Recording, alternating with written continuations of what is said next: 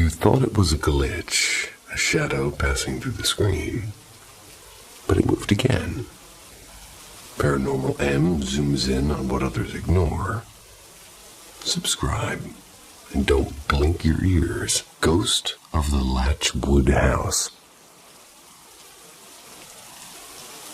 Strange things started again the night I moved back in. A few years ago, I crashed at my uncle's place for a while. The house did odd stuff. Mostly sounds. Doors that would swing open by themselves and footsteps in the hallway. The kind of rustling that makes you assume that someone's home. My cousins would drop by sometimes, so I poked my head out expecting a laugh or a prank. Nobody there, and, Uncle was asleep and no cars in the driveway. Empty rooms were answering to my footsteps. I used to keep a box fan in my doorway aimed into my room. The door was ajar about halfway, and there's a tiny laundry room right next to mine. So, with the fan on, you could hear everything. Someone passing and the clink of a bottle and even the bathroom fan turning on. I would hear the footsteps and, picture my cousin slipping past and go to check and find the house to be completely silent. Back then, I blamed it on exhaustion, maybe stress too. I was putting myself through too much, and when I left, I convinced myself I'd imagined most of it. Fast forward 3 years, and I'm back in the same bed, same paint on the wall, only this time I've got a cat. At first, nothing weird, maybe I'd been right before. Then the sleep stuff began. Sometimes I'd wake up and couldn't open my eyes or move for a beat. Sounds filled the room like somebody rifling through a drawer beside the bed. Once I'd heard a whisper that could have been my name, but sleep paralysis seemed like the obvious explanation. I don't leap straight to ghost stories. Then it got harder to dismiss. The cat was usually shut in the sunroom when we left. Nice and cool with the sliding door latched and 2 bolts engaged. I came back from a few hours out to find the door wide open, and the cat was curled on the welcome mat. So I asked around, and Uncle at work, cousins out of town. We tightened the latches and watched. It did happen again a few weeks later, and months after dinner out, we returned within an hour to the same scene. Door open, cat at the neighbor's porch. I even tested the latch myself. The mechanism didn't give, and it didn't make sense. Today, I woke to the house sounding alive. Not footsteps this time, but the staccato of 3 distinct claps like somebody hitting their palms together. I heard it twice. I shrugged and dressed and left for class thinking maybe Uncle had come home early. Halfway through the lecture, I almost ducked out and told the instructor a white lie. My cat slipped out and was next door. And I just didn't go. 45 minutes later, my phone buzzed. A text from my uncle. Your cat's at Mrs. Battel's. She found him at her gate. I stared at the message, and maybe it was a coincidence, maybe. Strange, but definitely.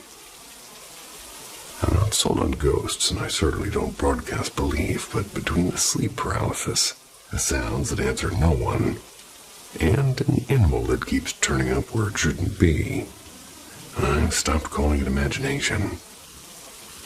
Whatever's in that house knows how to open a latch. And your neighbor has the same name as my first boss, the woman in the corner. I grew up in the second biggest city in my state, though back then it was barely a town on the rise. When I was in kindergarten, my mom and I moved into a new mobile home park. It had just appeared on the edge of town, and it was just the 2 of us. She worked nights in the hospital, third shift in the ICU. So more often than not, I just slept at my cousin's houses. I came home when she had a night off. Even though I was an only child, I did have bunk beds. And not only that, but I was afraid of the dark. So I took the bottom bunk so I could reach the light switch a little bit faster. The wood paneling in our little place liked to play tricks, faces and eyes in the grain, and I never knew those were just my brain filling in shapes at the time. One night, I surprised myself. I went to bed in the top bunk and my mom tucked me in, which didn't happen very often. She handed me my favorite stuffed animal, a well-loved Gizmo from Gremlins. I clutched him, basically like armor. And sometime in the small hours I woke and Gizmo was gone. I told myself I'd forgotten him, so I slid out of the bed to go find him in the living room. I left the bedroom and turned right down the hall. And at the doorway I froze and dropped to the floor. Every muscle was locked, and there was an armchair by the entryway, and I slid behind it. I was peeking around the cushion to check my eyes in the kitchen, and under the dim nightlight, something stood, if you could call it standing. It seemed to hover there as if its lower half had sunk into the air itself. From the thighs down, there was nothing. Its arms were stumps, cut off just above the elbows. Its head was not a head so much as a ragged flap of neck. And you might wonder how a child knows whether a thing is a woman. Well, this one's chest was bare and its body rounded in all the ways I associated with a grown woman. So I knew. It was the palest thing I'd ever seen. Skin like milk, and I stayed facing the corner as if listening to something only it could hear. Well, fear sat on me like a heavy stone. Sobbing, I army crawled backwards, dragging my knees and elbows down the hallway until I was under the safety of a bottom bunk. I hid there until I blacked out from exhaustion and terror. In the morning, I woke still in the bottom bunk and inexplicably, with Gizmo clutched against my chest. My mom was at the stove making coffee and pancakes. She said good morning like always, and I pointed toward the kitchen and said, "That's where she was last night." My mom's spatula froze mid-stir. "Who?" she asked.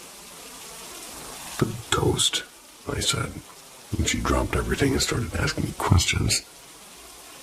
Later, when she told the story to a neighbor, she admitted she'd woken up that morning to find the front door wide open. Years later, while getting a tattoo from a friend I'd known forever, I told him the whole thing. He wanted to know if my mom would back me up, so I dialed her right there. She confirmed the open door in the shaken morning. And the second the call ended, the lights in the shop flickered and the whole building went dark. Maybe a coincidence, maybe not. And after that first visit, the thing came back a few more times. The last time it leaned close enough that I could hear no breath, and it told me in a voice that felt like a cold thumb on the back of my neck not to tell everybody. And it's been 20 years now, and I don't tell everyone. I only tell it sometimes in the dark when the house creaks and the light goes funny. And apparently to all the internet. The two sounds upstairs. Well, this happened when I was about 12 or 13. And if you saw my earlier posts, well, yeah, I'm 21 now, and a male. Just putting that out there. Back then, my mom, my stepdad, my little sister, and I lived in the downstairs flat beneath my aunt. And one night I went up to her place to crash on the couch for a bit. Quick note about my aunt. She's the type who swears she can see people who aren't exactly breathing. I'm still half skeptical, but she's into all the ghosty stuff, like EVP sessions and Ouija boards and the whole toolkit. My phone at the time was a battered old Motorola, which is ancient even for them. And I used this crappy music app called Toonbox. Basically the sketchy equivalent of a music streaming junk drawer, and you couldn't add your own sounds to it. It was strictly just music. And while I was on her couch, she pulled out her phone and asked me to try some little ghost app that supposedly records what spirits say. I figured, why not? I wrapped my earbuds around my phone and set it on her coffee table. So, we tried the app for maybe 20 minutes before getting bored and giving up. I went back to scrolling through my music on Toonbox, and something weird caught my eye. 2 new files that definitely hadn't been there earlier, and they were labeled Clip A and Clip B. Curious, I played Clip A, and it started with my name, and I'll change it here for privacy, so I'm going to have you call me Mike. And then in this soft, almost angelic whisper, it said, Mike, don't. And right on the last word, the voice flipped into this guttural, horrible rasp and finished, tell her. The contrast was chilling. I still don't know where that switch came from, or what it was supposed to mean. And Clip B was fuzzier, and I don't remember the start, but the end was clear enough. Her boyfriend. That line made no sense. Well, it had been single then. Maybe it was about someone else in the house, and maybe it was nothing. Maybe it was 2 pranksters with decent audio chops. Thought about it a lot since, though, and I still can't land on an explanation I'm fully happy with. So yeah, 2 mysterious clips and a creepy voice change. And an aunt who swears she's talking to the other side. You decide if it was a message or a trick or just a glitch in the old phone app. Smile in the attic. Back in 1979, my grandfather's oldest brother died. Uncle Amos. I knew him as a gentle, patient man who lost his leg and moves. Guess you could call it a factory, but it was in an accident years before. And a few people on my father's side worked at mills and rail yards. Every time my grandfather took me over to their place, Uncle Amos would press a crisp new $5 bill into my hand. They had a funny blue seal on them, and I thought that they were the coolest thing. He would always tell me to give his wooden leg a knock when I visited. It was some kind of little joke between us. It must have been in the late fall when I passed. Or when he passed, excuse me. I remember the air being sharp and the leaves dry. The way my grandfather moved was slow and careful, as if following a script. And that was until Uncle Amos died. My grandfather fell into a routine every time he went by the house. He'd walk up, fold the newspaper off the porch, come back inside to fetch the keys to Uncle Amos's old coupe. Then he would head to the garage and crank it over. He'd drive it up to the top long slope drive and leave it running. The last time he took me there turned out to be the most bone-chilling thing I'd seen up to then, and well, he'd done the same steps. Paper off the porch, keys in hand, engine coughing to life, and the garage sat down a little hollow below the house. So the drive climbed steep and mean from the door. Grandpa parked near the brink and climbed out to check the mailbox. I was standing by the flower bed right between the house and the drive. Suddenly, the car moved, began to roll backward, at first slow, then faster. I watched it pick up speed like something out of a bad dream. It rolled straight down the slope, back into the garage where we'd started. And there should have been a crash or a bang. But there just wasn't, and the car came to a stop on its own, and the engine kept idling. My grandfather dropped the mailbox and ran to the garage to see what had happened. I turned my head toward the attic window above the porch. And there he was, Uncle Amos, and he was smiling. It was the creepiest slow smile I'd ever seen. The kind of smile that didn't belong on someone behind glass. He lifted his hand and waved at me. Until that moment, I don't think I'd ever really seen him grin.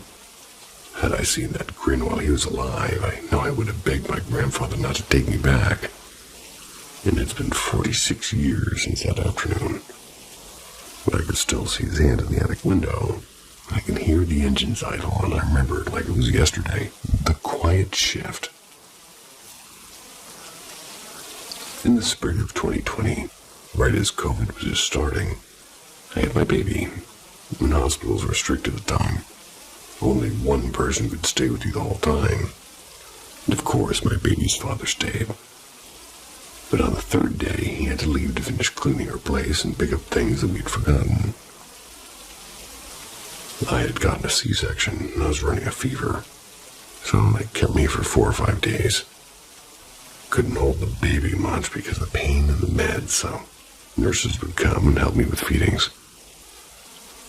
While he was out, a nurse, or at least somebody who said she was a nurse, they were named Kelly. They told me that she'd been around to keep me company so I wouldn't be lonely. She wasn't involved in the medical stuff. She said she was there, quote-unquote, for comfort, and I just didn't press it. Every time a nurse came in to feed the baby, they didn't really notice Kelly. She'd move to the far corner of the room and say, "I'll just get out of the way." Still, she spent the day with me, talking, holding my hand, making me laugh, and I honestly think I would have broken down without her because she was a sweetheart. After about 5 hours, she said that she had to step out, but she did promise to pop back before her shift ended. So she hugged me, blew a little kiss at the baby, and left. And later that night, my partner returned upset. Something had come up with his mom, and he apologized for being late.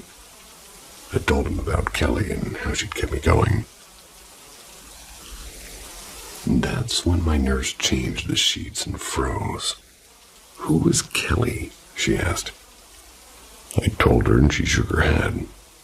"Nobody named Kelly's been in your room today," she said. My stomach dropped. Thought about those stories you hear. Strangers posing as staff. The nurse suggested maybe I was seeing things.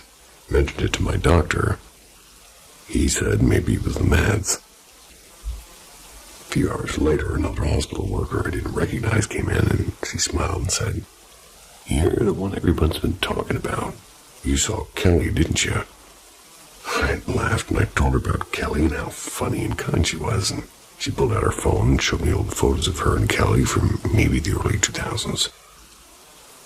Seeing the pictures made me breathe easier because I wasn't imagining it. Then she sat down and said quietly, "Kelly died years ago. It was a car accident in 2012. And I really wasn't entirely shocked.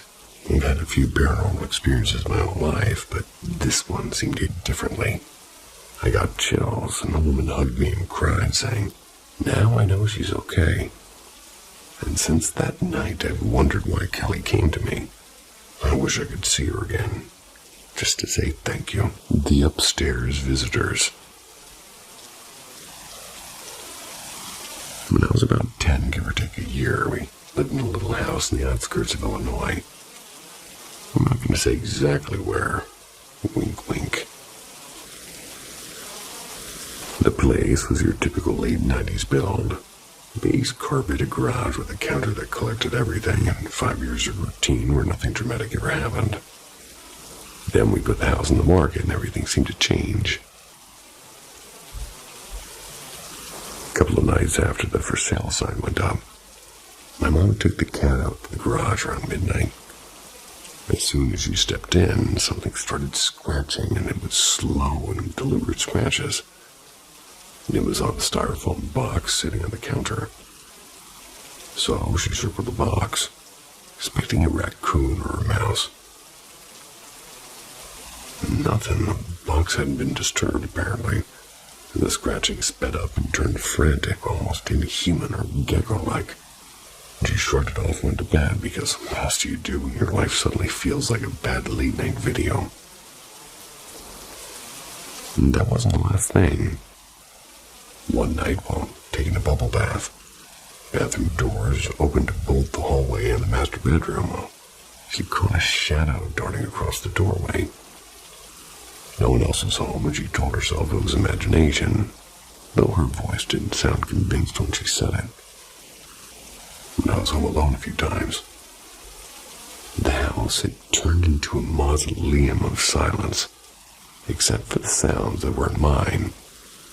I'd hear heavy footsteps right above me, as clear as if somebody were pacing the floorboards. And for a while, I heard it all through the house settling. My mom heard the same pacing later when she was all alone. Same cadence and same hollow feeling. And then my sister noticed something, so a little bit less. She'd been the quiet type doing her own thing, but one night she casually told my mom she'd been talking to quote-unquote people, figures she could see and speak with at night, and I won't lie, that revelation creeped me out at the time.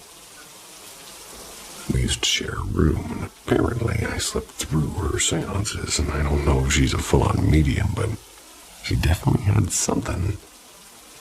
Can't remember what the spirits said or what she told them, just that the conversations had happened. Flashback further, and I'm 8 then, and before any of this circus began. I was climbing the living room stairs, and around the second or third step I felt a yank on my shoulders. It pulled me backwards off the stairs and couldn't have been a fall. Could have been clumsy year-old me, but I still remember that weird grabbing force like it was a hand on my shirt. One night my mom woke up in the dark to somebody whispering, "Hey." She flicked on a lamp and there was no one. My dad was a rock in sleep. Definitely wasn't him. And when showing started, we had to leave the house so buyers could tour. After one group left, we came back and noticed my sister's school picture on the floor. The frame knocked off cleanly, and only hers. The realtor insisted the visitors hadn't touched it and that the frame had been secure. Coincidence, maybe. Creepy, definitely. We sold the house and moved out. My mom ended up telling the realtor everything. A little bit of an M. Night Shyamalan plot twist is the realtor who lived in that house before us reported similar happenings. She even admitted she'd brought in an old piece of furniture with a history of weird stuff. Apparently it came with generations of baggage. But we're in a new place now, and I'm grateful for the quiet. Lesson learned. Be picky about estate sales and antique couches. Also, if Sam and Colby arrange a spooky investigation spot, they should swing by her old place. I'll leave the styrofoam box out for them. The man with the pocket watch. I'll mostly tell one of my mom's encounters here. I'll save my own for another post, honestly. I don't remember exactly how old she was when she said it started, only that she was young and hadn't had kids yet. In our family, the women seem to inherit a strange gift. We can see, hear, and sometimes speak to spirits. Skipped my grandma, which is her mother for some reason, but it runs strong in the rest of us. And one night my mom was in her small upstairs room, curled up on the daybed reading. There was a party downstairs, so she wasn't allowed in the parlor with the guests. She kept hearing a noise under the bed, but kept telling herself to ignore it. The book was too good, she'd say. And then she saw him crawl out, a pale gray man like an old black and white film come to life. He wasn't wearing a top hat this time. He had worn a bowler, and he clutched a rusty pocket watch. He was on his back of the floor, one hand reaching toward her, whispering, "Come with me." She screamed. She bolted into the parlor to find my grandma. They decided to spend the night at my great-grandma's house instead. And that night, everything seemed fine. But by the next morning, my mom woke alone on the bed. And that was while my great-grandma was downstairs making breakfast. And suddenly, the gray man stepped out from the shadowed corner of the room, trying to reach her. Her legs wouldn't move. She just screamed with her eyes shut until her great-grandma came running up. Once upstairs, my great-grandma saw him too. She didn't hesitate. She opened the Bible and began reading aloud, Psalms, my mom thinks. And they chased that pale man down the stairs and out through the kitchen into the garden. He followed them to the gate and then simply faded like fog burned off by the sun. My mom doesn't like to tell these stories. They were dramatic after all. After my great-grandma died, nobody believed her. We stayed close though, and when I started seeing things, she finally opened up about what had happened to her. Got a few more of her encounters if you'd like to hear them. They don't bother me the way they bother her. And she's slowly gotten better at telling them too. The bell at the back room.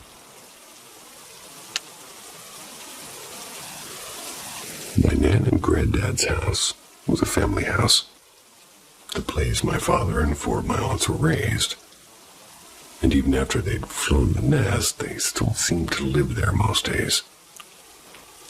When they were children, one of my aunts, Aunt M, nice touch, they had the biggest bedroom in the very back, and that room had a sort of reputation about it. For one thing, it was always freezing, even though the boiler cupboard sat tucked into the foot of the room like an unhelpful promise of warmth. So one autumn, when Aunt M was about 11 or 12, she started hearing a soft bell at night. At first, it was so faint she told herself it was imagination, the sort of thing you forget by morning. But then the other thing began. A few nights later, she woke in the small hours to find something pressing down on her. A gentle, unmistakable weight and the feel of pulled sheets across her shoulders. The same way you feel when somebody tucks you in. The catch was, well, she had been tucked in hours earlier, so she laid frozen, too terrified to open her eyes and praying it would pass. Like a lot of children who can't explain what happened, she'd convinced herself she dreamed it.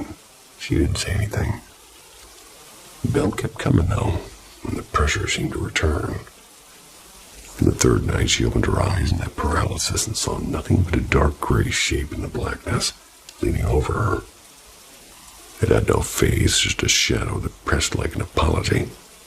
She screamed, switched the light on, and legs trembling, ran to my Nan, insisting it had happened again. Nan, not the sort to laugh at the strange, only believed her. And Granddad was still around then, and they got help. Father Morin, a kindly priest who came by that afternoon, who walked in without prompting, stopped and said, "Do you hear bells? Where are those bells coming from?" Well, I nodded toward the back room. Father Morin stood in the doorway.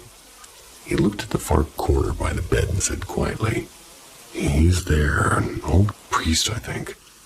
Someone who watched over this place." He told them that before the factory behind the house was built after the war, a small chapel had stood in the grounds.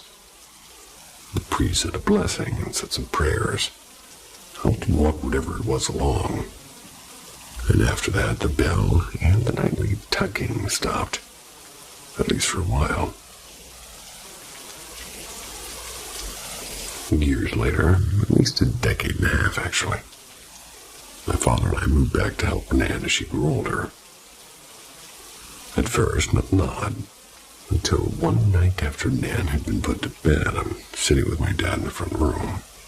The living room door gave straight into the stairs, and out of the corner of my eye, about 2/3 of the way up the banister, I saw a very pale hand resting on the rail. It didn't move, and I told my dad I thought Nan might be up, and he called, "Mom." There was no answer, though. and by the time I stepped toward the stairs, the hand had gone. Dad asked me to check on her, and Nan lay fast asleep, breathing even, clearly not wandering minutes before. If it wasn't her, whose pale hand seen?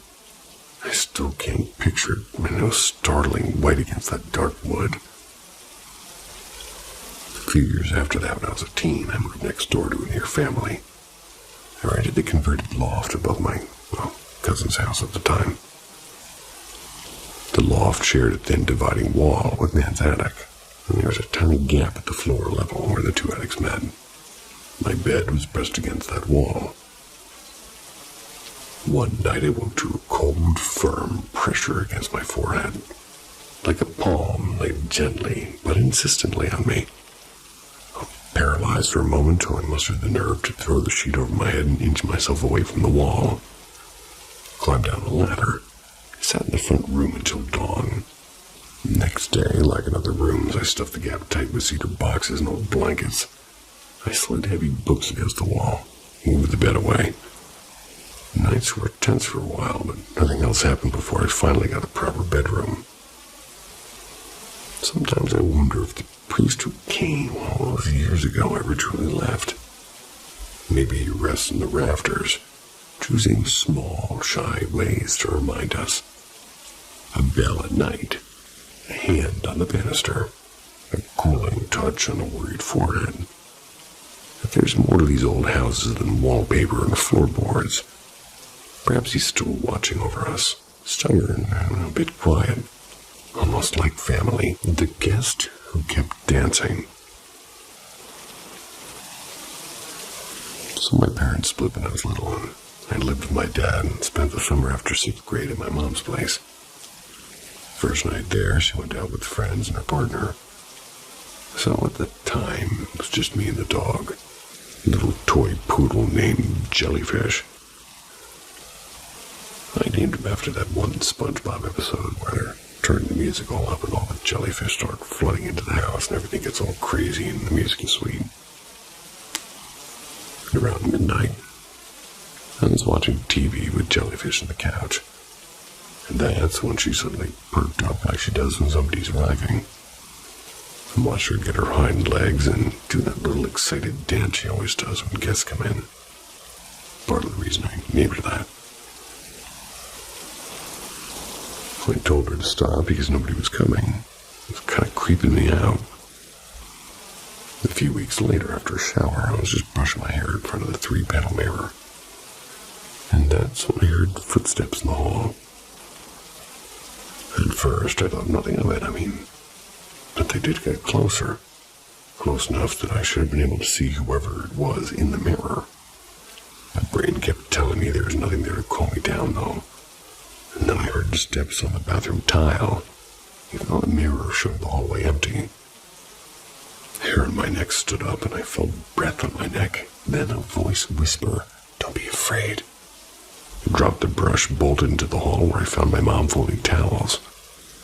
She asked what was wrong, and I said nothing because I knew she wouldn't believe me, and I just kept running. About 6 weeks into the stay, my mom tucked me in. I insisted she leave a lamp on and keep the door open, because by then I knew something was off. She left, and I just lay there staring at the wall, unable to sleep. From the end of the hallway, past the bathroom, past my mom and her partner's room, past the little office I was using for the summer, I heard heavy footsteps coming toward my room. At first, I thought it might be Milo, the cat. But the footsteps were kind of too big, and then they stopped right outside my door, and I could clearly hear them turn and pause as if they were looking at me. Steps came into my room. I heard liquid dripping into the floor, and the trash can got nudged. So I finally rolled over to see who it was, and there was nothing. Told my mom later. She shrugged it off until her partner's sister died. They kept the urn in their room. One night they woke to tapping coming from that room and assumed it was the sister. The urn tapping. I told her it couldn't be the urn because, something was already there before that. And it felt like whatever it was trying to trick them. Years later, she admitted she'd known something was strange, but didn't want to scare me. So she just pretended I was imagining it. That's the only real thing that happened to me. Everything else feels like dreams. People I knew who died showing up in sleep to talk, or strangers who looked like they come from another time trying to tell me something. The Visitor 3. So I woke up suddenly a little after 3. I was jittery and restless at the time, and my phone was dying, so I plugged it in. Once, twice, 3 times, but the cord kept slipping from the outlet, and like something didn't want me to settle. Gave up after the 4th try. I booted a late-night stream instead. And while I watched, the pressure settled around the room, and for hours I kept glancing over my shoulder like somebody was camped in the dark just out of sight. And I'm agnostic. I was cramped in the dark just out of sight, like I said. Well, I prayed anyway. Almost out of habit or panic, and nothing changed. The presence stayed, and so did the fear. Ever since I can remember, my family teased me about a quote-unquote imaginary friend named Eddie. I don't have any memories of him, and as a kid I sometimes stayed at my grandparents' rectory. And the one night I woke in total blackness, and I was rubbing my eyes, and I thought I saw a small black cat perched on the dresser watching me. I blinked anyway. Cat collapsing into nothing, just a hat draped on a statue. Still, it felt wrong.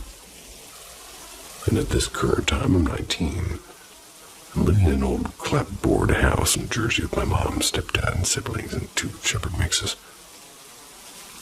My writing level is higher than you might expect. But lately, little things have been off, like my dog will stare at an empty corner and whine, or I'll catch a metallic sour smell near the black hallway that makes my skin crawl. And once, I retreated to my room with one of the dogs after that smell. House felt suddenly too loud. My siblings and I have heard nighttime sounds that aren't right for a house, like slow creaks, like heavy boots, and the front door thunking shut with everyone inside. Dogs barking at nothing. Not to be the bearer of bad news, but at my dad's apartment, basically the same thing. Like one evening while I was washing dishes, a figure crossed the kitchen doorway, and later a voice that sounded like Dad's whispered my name. I asked him the next morning. He swore he hadn't called me, but that night I felt something stand beside my bed for a long stretch.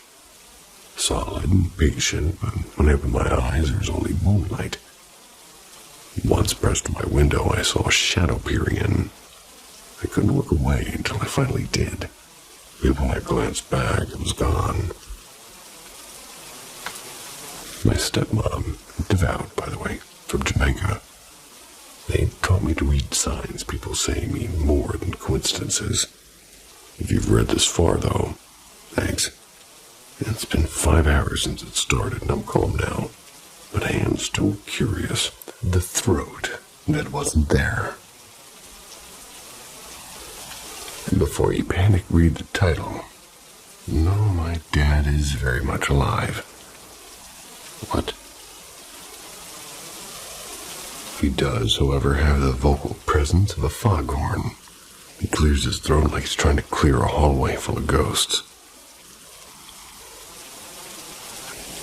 And one afternoon, my little sister and I were home alone. Mom had a book club meeting across town. For almost an hour, I kept hearing those characteristic throat clears from downstairs whenever my phone rang. And it was Mom calling to say she was grabbing dinner from the way back. She asked to save a plate for Dad, and I was thinking it was funny, and I answered, "No worries, he's already here. He can eat with us." There was a beat of silence from her end. And then she said nobody should be home. My stomach dropped. Dad normally leaves for his early shift at 6 and doesn't come back until the evening. But then, like right on cue, clear, unmistakably throat clear from below. I froze, and we do have security cameras. Christmas sale find. So I pulled up the feed and I watched Dad walk out the front door. And then I saw Mom leave later with her totem keys. Ran to my sister's room, half expecting to find an intruder. Except earlier I'd done a sweep of the downstairs and checked the locks. Everything had looked normal. Still, my brain chose apocalypse over explainable. I wound up shutting my sister's door. I sat on the floor on the phone with Mom. I was whispering that I thought I heard somebody was in the house. She woke up, and by the way, she'd fallen asleep in the car, I guess. Came home in a flurry. She practically sprinted to the front door, leaving her coffee in the cup holder and forgetting everything but her keys. Safe to say, we checked every room and every closet, and it was all locked and empty. After the adrenaline ebbed, my sister said what happened. I told her everything. She folded her arms like she'd been waiting for the story's twist. Said that I'd dreamed the whole thing. She insisted that when she first woke, she'd seen me standing oddly outside her door. She went to get her phone to take a picture and came back and I was gone. Then she heard me downstairs. Her room is right by the stairs and her house is ancient. Those steps, well, they're loud as hell and basically every footstep you take. So I don't really have a neat explanation. Dad had left and Mom had left. My sister swore she'd seen me, then not see me, and then heard me. The house creaks and the cameras lie about nothing. My throat still hurts from holding my breath. Been maybe 2 or 3 hours. We're all a little shakier than we were this morning. Dad'll be home tonight. He'll ask why we're so jumpy. I'll tell him about the throat that wasn't there. Watch him clear his throat like a responsible, well, the responsible living man that he is. The hill where the gnome ran. I know this sounds a bit ridiculous at this point, but I've gotten 100 or more believable stories. But this one has never left me. This was when I was maybe 16. By the way, I live out in the foothills of the Appalachian Mountains. And no, I'm not telling the exact county. Had to fib a little on another post just to keep some privacy from people that I know. My buddy and I were leaving a bonfire and he'd been drinking and I was driving. Designated driver. No booze for me.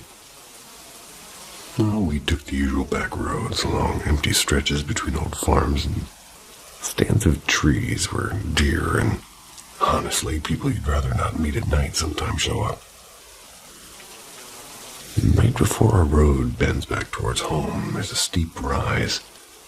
The sort of hill everybody in town whispers about. People dump things up there sometimes, and it's one of those places that feels wrong after sundown. At the crest, I spotted something moving in the brush to my right.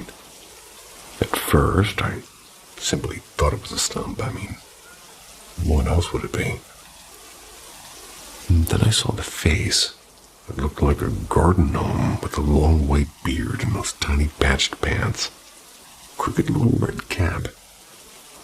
Well, except it was standing up and looking straight at me with this empty, patient expression. I stopped the car because I couldn't process it. My friend was out cold in the back, so I tried to wake him. He was useless. The thing just watched. When I started rolling again, it fell into a run beside us. It didn't jog, and it wasn't half-hearted. It kept perfect pace with the car. I swear every time I nudged the accelerator, it matched the speed. When I braked, it slowed with us. Honestly, don't know why it kept slowing down at all, and maybe curiosity, or maybe hope it was someone playing a prank. Friend finally woke up and vomited, which is kind of classic. I leaned forward to roll the window down for air, and seeing it had made him panic, I slammed the gas, shot down the hill, and the gnome kept up until he hit the bottom. Then, as if deciding we were boring, it hopped into the thick bushes and vanished. Well, we have driven that road 1,000 times since. Nothing has happened like that again. Can't tell you whether it was some guy in an elaborate prank suit or an actual gnome. But all I do know is what we call it now. My grandma, who's lived here forever and swears she's seen strange things, says she's never seen anything like a gnome up there either. The children in the churchyard. It was the Sunday before Mother's Day. That's when I took my 6-year-old son to the churchyard to lay flowers on my mother's grave. We stood at the headstone, said a few quiet words, and asked for her peace. The day felt ordinary. Almost ordinary enough to be forgettable until it wasn't. A few hours later, while we were getting ready for bed, my son looked up at me with that solemn grown-up stare children sometimes borrow and said, "There's a boy watching us. Keeps following." I scanned the hallway. I scanned the garden. Dim porch light, and there was nothing. He pointed toward the lane behind the church with a small finger trembling, and I saw nothing. Weeks slipped by, and days filled with work and school runs and homework. And then, little by little, I began to hear him laughing and chattering to someone in his room or something. At first, I thought he'd found a radio or a cartoon. Then the voice stopped. And that's when I opened the door and caught him ranging his toy cars in a neat, secretive line. "Who are you talking to?" I asked. I asked it casually, the way you ask about mislaid socks. Who says the word mislaid? He answered without looking up, though. "The boy from the churchyard. He wants to play," he said. A coldness crawled underneath my skin. A coldness that the summer heat couldn't even touch. He'd changed. The easy, sticky hugs were replaced by long hours shut away with that invisible playmate. He lost his appetite, and the teacher called twice about drifting attention and falling marks. I made an appointment with a child psychologist. "Imaginary friends are common," she said with an oddly low voice. "Maybe some anxiety, maybe some ADHD. We'll work on routines." Well, we did try, and therapy and timers and extra outdoor time, but the fog around him thickened instead of lifting. Then, unexpectedly, one Sunday he was himself again. He climbed onto my lap, asked for pancakes, and called me Mommy like a song. For those brief hours I felt stupid. I felt enormous relief. I didn't press him about the boy, because some doors I decided should stay closed. That afternoon, just as dusk found the curtains, he stopped at the front door and froze, hand on the knob, and he stared past me. He was staring at something that wasn't even there. "They're waiting outside," he said without blinking. "My friends from the churchyard, they want me to come play with them." His voice was perfectly certain. I locked the door and kind of took him to the bedroom. I sat with the curtains drawn. I watched his silhouette sleep, and I listened to the soft thud at the threshold like somebody checking whether the house was still there. Once brave or foolish enough, I peered through the slit in the blinds. My garden was empty under the gray light, but the knife of fear in my throat didn't ease. Then he walked to the window and with that same eerie calm pointed across the lawn. "There's a lady by the old yew. She has a shawl and a locket, telling the children to come." He described the way my mother's shawl had sat on her shoulders the day that we buried her. The exact fold. The way the light had hit that little locket and I couldn't move. The sound of the door grew louder, as if across the grass small hands were leaning on knuckles. The last visitor. This happened about 16 years ago. I was around 12. I was still living in the house I remember as home. My grandmother on my father's side had been fading for a while. Because my mom had full custody and my dad only saw me on weekends, I really didn't have much time with her. My last memories were visiting a sterile nursing home where she communicated with a pen. She had a little notepad after having a tracheo. I screwed it up twice. Shoot. Let's start over. My last memories were visiting a sterile nursing room where she communicated with a pen and a little notepad after having a tracheostomy. I was told she was slipping away, and that these were her final days. And to the best of my memory, no one spoke to me about the funeral. One day the visits simply stopped. Now, well, for the part that changed how I see things. A week or so after she died, I woke in the night. Can't even say why I was sleeping in my mom's room instead of my own. Yet in the dim corner about 5 feet from the front of the bed, I saw a shadow shape like a person. It had no features, just a soft black silhouette. What made it unmistakable to me, at least, was the posture. Its hand was propping up its chin like somebody listening or thinking. My heart raced. I was terrified and stunned. I woke my mom and the lamp snapped on. The shadow dissolved as if it had never been there. I told my mom what I'd seen. She believed it was my grandmother coming to say goodbye. She said that exact stance, chin and palm, quiet and attentive, was how Grandma used to stand. Maybe it was a dream, or my mind was stitching together memories of her final days into something vivid. Don't remember ever seeing her in that pose while she was alive, though. The image stayed with me in the way dreams usually don't. I considered myself a skeptic until something gave me a reason to change, and that night gave me one. And since then, I've really only had one other brush with that kind of presence.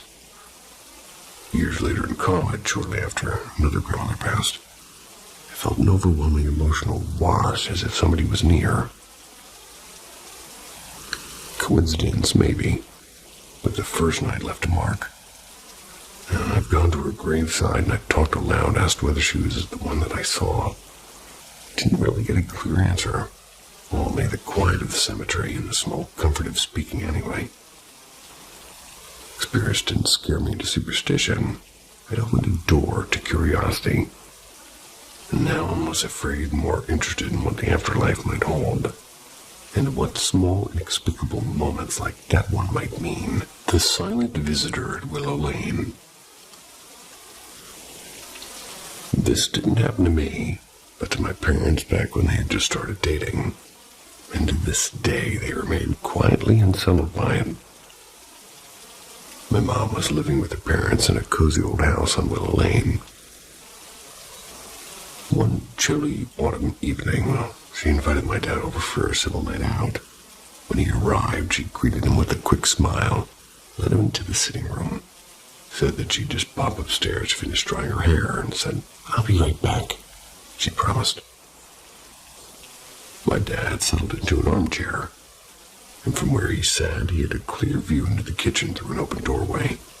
There was no glass, no reflections, and as he waited, he noticed a man at the sink, calmly rinsing dishes as though he belonged there.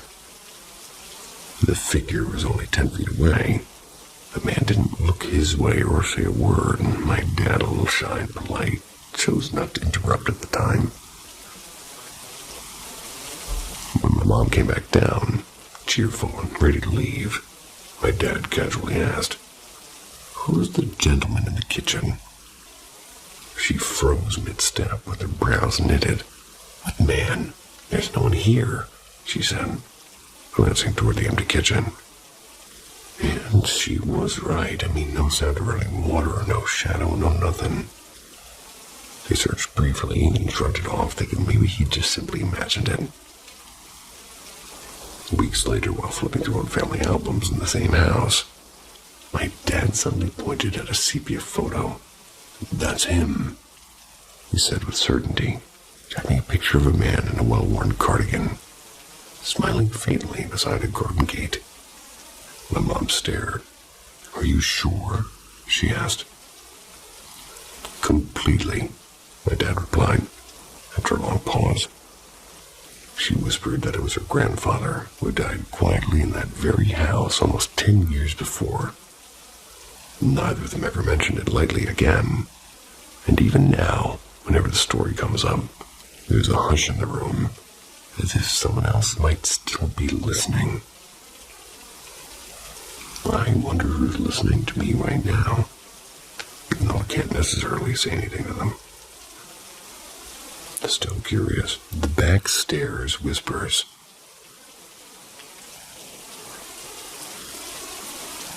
I'm a woman from a tiny residential town on the BC coast, which I assume is British Columbia. Could be wrong. This happened back in the fall of 2016, roughly 2 weeks after I'd started working at the community school. The office I cleaned for the school board was a minute's walk from the back entrance, and most nights I was the last one there. The first time something weird happened, I was alone in the district office. I always did a walkthrough to make sure nobody was staying late.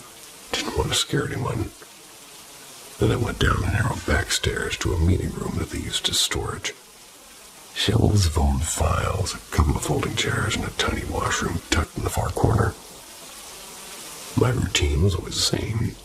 Clean the washroom first, grab the trash, then come back up to the offices. So I cleaned the washroom, grabbed a bag of garbage, and as I stepped down, I heard a woman's voice to my right, and it said plain as day, "You fucking..." Then it cut off. I had my wired headphones hanging around my neck, so I could still hear my playlist. And by the way, I know every song on it. I turned instantly. There was no one in the dark corner, and my chest dropped. I swear my heart skipped. I sprinted back up the stairs, hands trembling, telling myself it had to be the heating or the pipes or a delivery truck. Anything but a person. I peered out the windows to see if somebody was lurking. There was nothing outside. It was an empty parking lot. I tried to force myself to finish cleaning, but I couldn't shake the feeling of being watched. A few weeks later, probably in early November, and it was already getting dark by 5 at the time, I was back cleaning the offices, and after tidying up upstairs, I went down to the basement washroom again. Then I stayed to mop up the hallway floors. I was deadbolted the back door when I was in the district office, kind of a habit. And while I was pushing the mop, I heard footsteps on the outer stairs. Then the deadbolt clicked and the door unlocked, swung open and shut. My head snapped up and I called out, "Hey, I'm down here, sorry if I..." And I waited, and there was nothing. No footsteps, no reply. I told myself, well, maybe whoever it was didn't hear me, so I walked up the stairs calling hello. There was nothing. Checked the front entry and there was no one. Door was unlocked though, and I could have sworn I'd locked it. Annoyed and a bit spooked, I grabbed the garbage bags I'd left in the hallway. As I looked up toward the back offices, one of the inner doors slammed shut on its own, full force. Ran out, locked the deadbolt behind me, and stopped shaking until I got back to the school. My hands were numb. I had a panic attack in the staff room.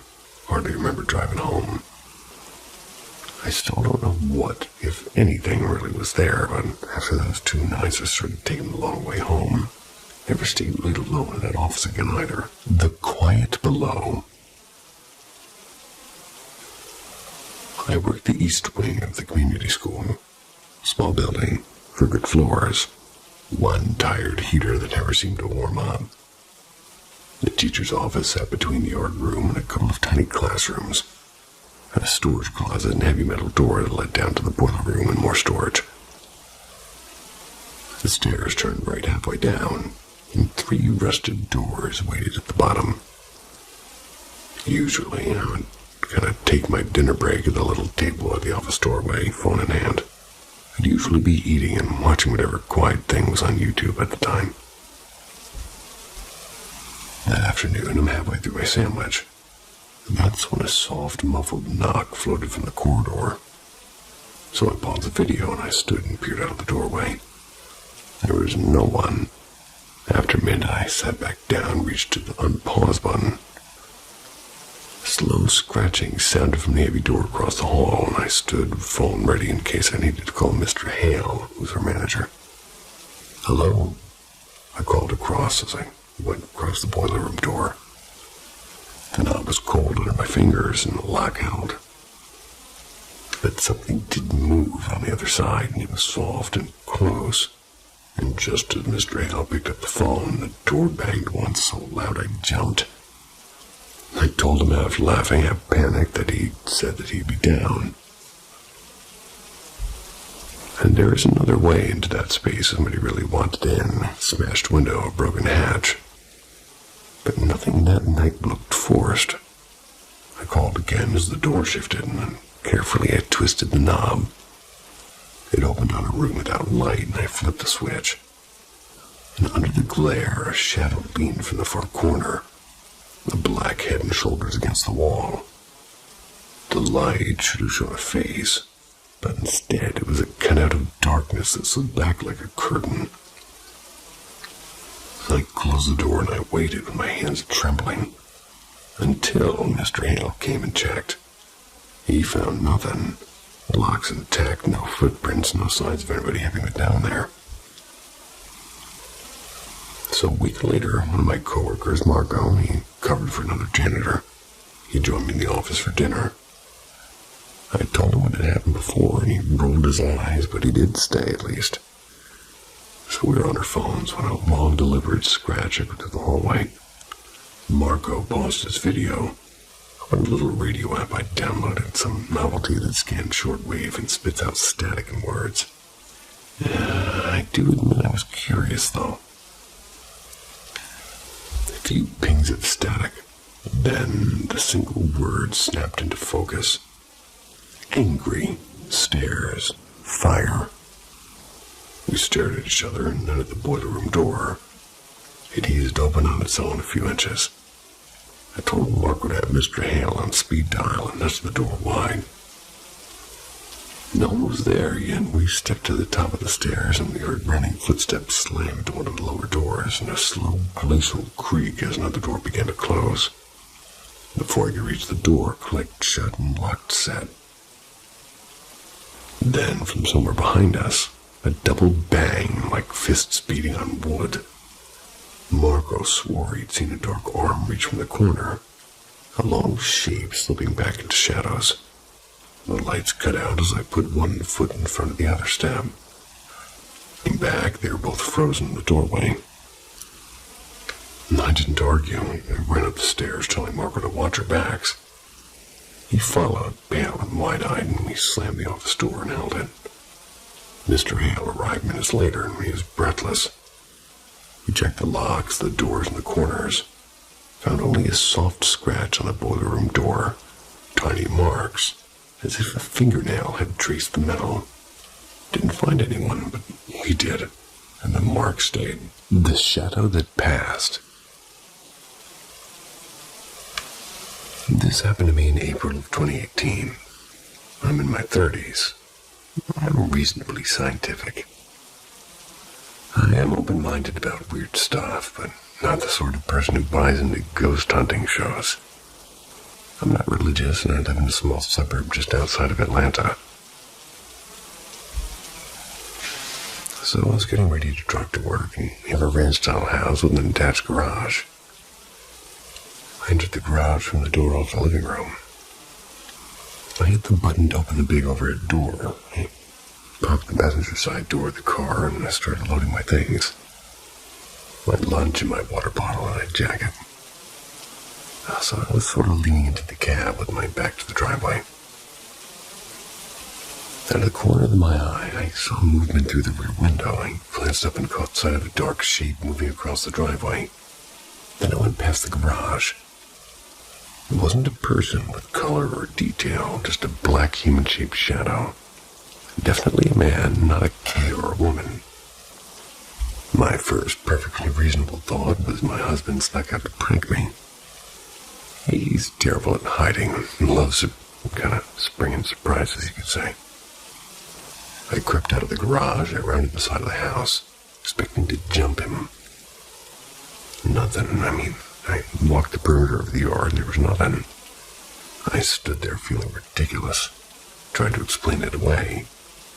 It was the late afternoon sun, and a bird's wing made a weird silhouette, or my tired brain stitched things together.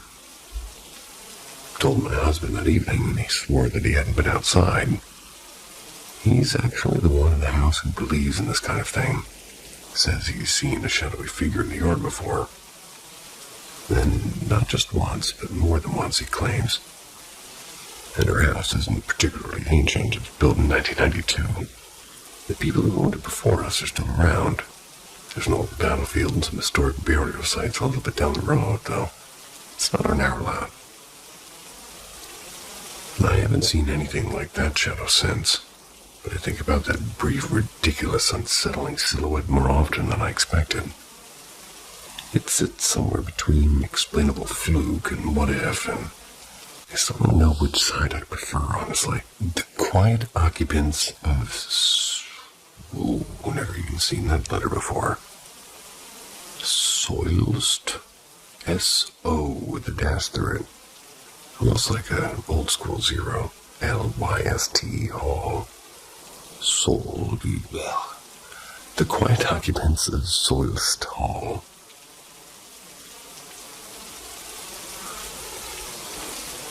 Oh, it's Danish.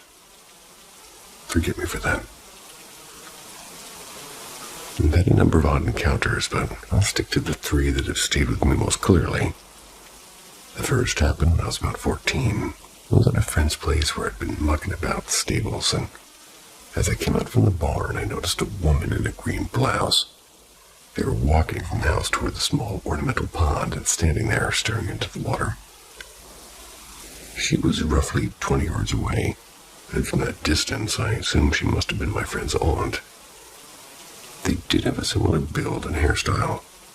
I walked through the garage into the kitchen, and I was therefore surprised to find my friend's aunt already there, wearing a blue sweater.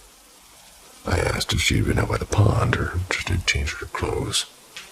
She hadn't, and I looked back. There was no one by the water. She mentioned almost apologetically that when the children were very small, they sometimes liked to play in the wardrobe and would chatter away to someone nice who wasn't visible. Someone nice in parentheses.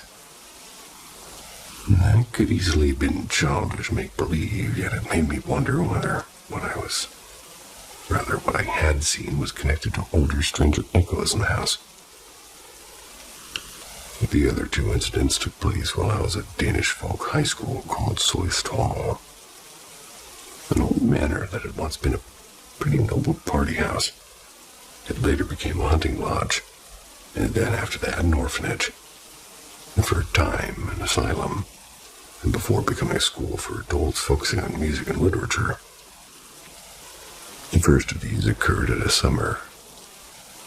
Oh boy, more Danish words.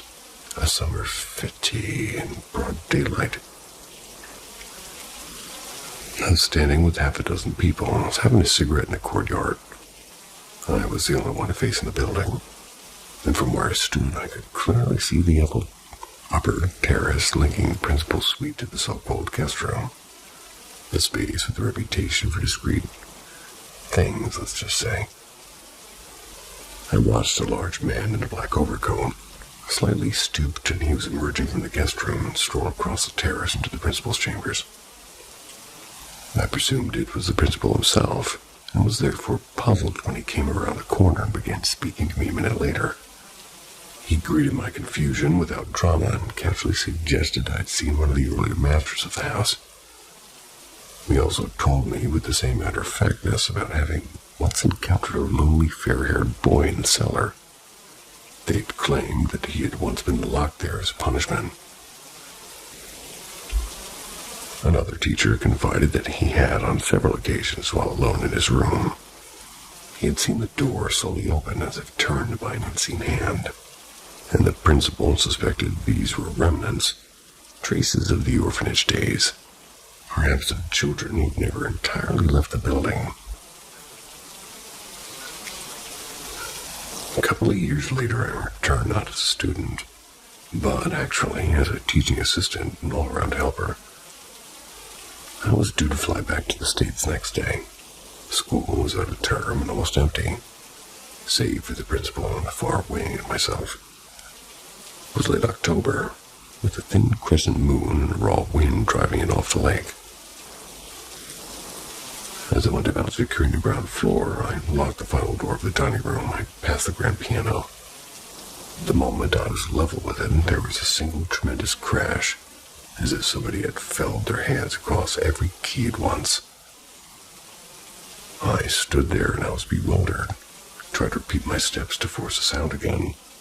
Nothing happened, and I was quite shaken. I began up the main stair toward the old student's room, once the main banquet hall. And halfway up, I stopped because the landing filled with the unmistakable sound of lavish dinner. Forks and glasses and chairs scraping, the murmur of many voices. It was, I judged, at least 30 people, and I fumbled for my phone to record, but it was dead, and after lingering and listening until the noises seemed to swell, I climbed the last steps. The sounds faded precisely as I reached the top landing. I walked the wing and I found nothing. No candles, no voices, only the ordinary creaks of an old building.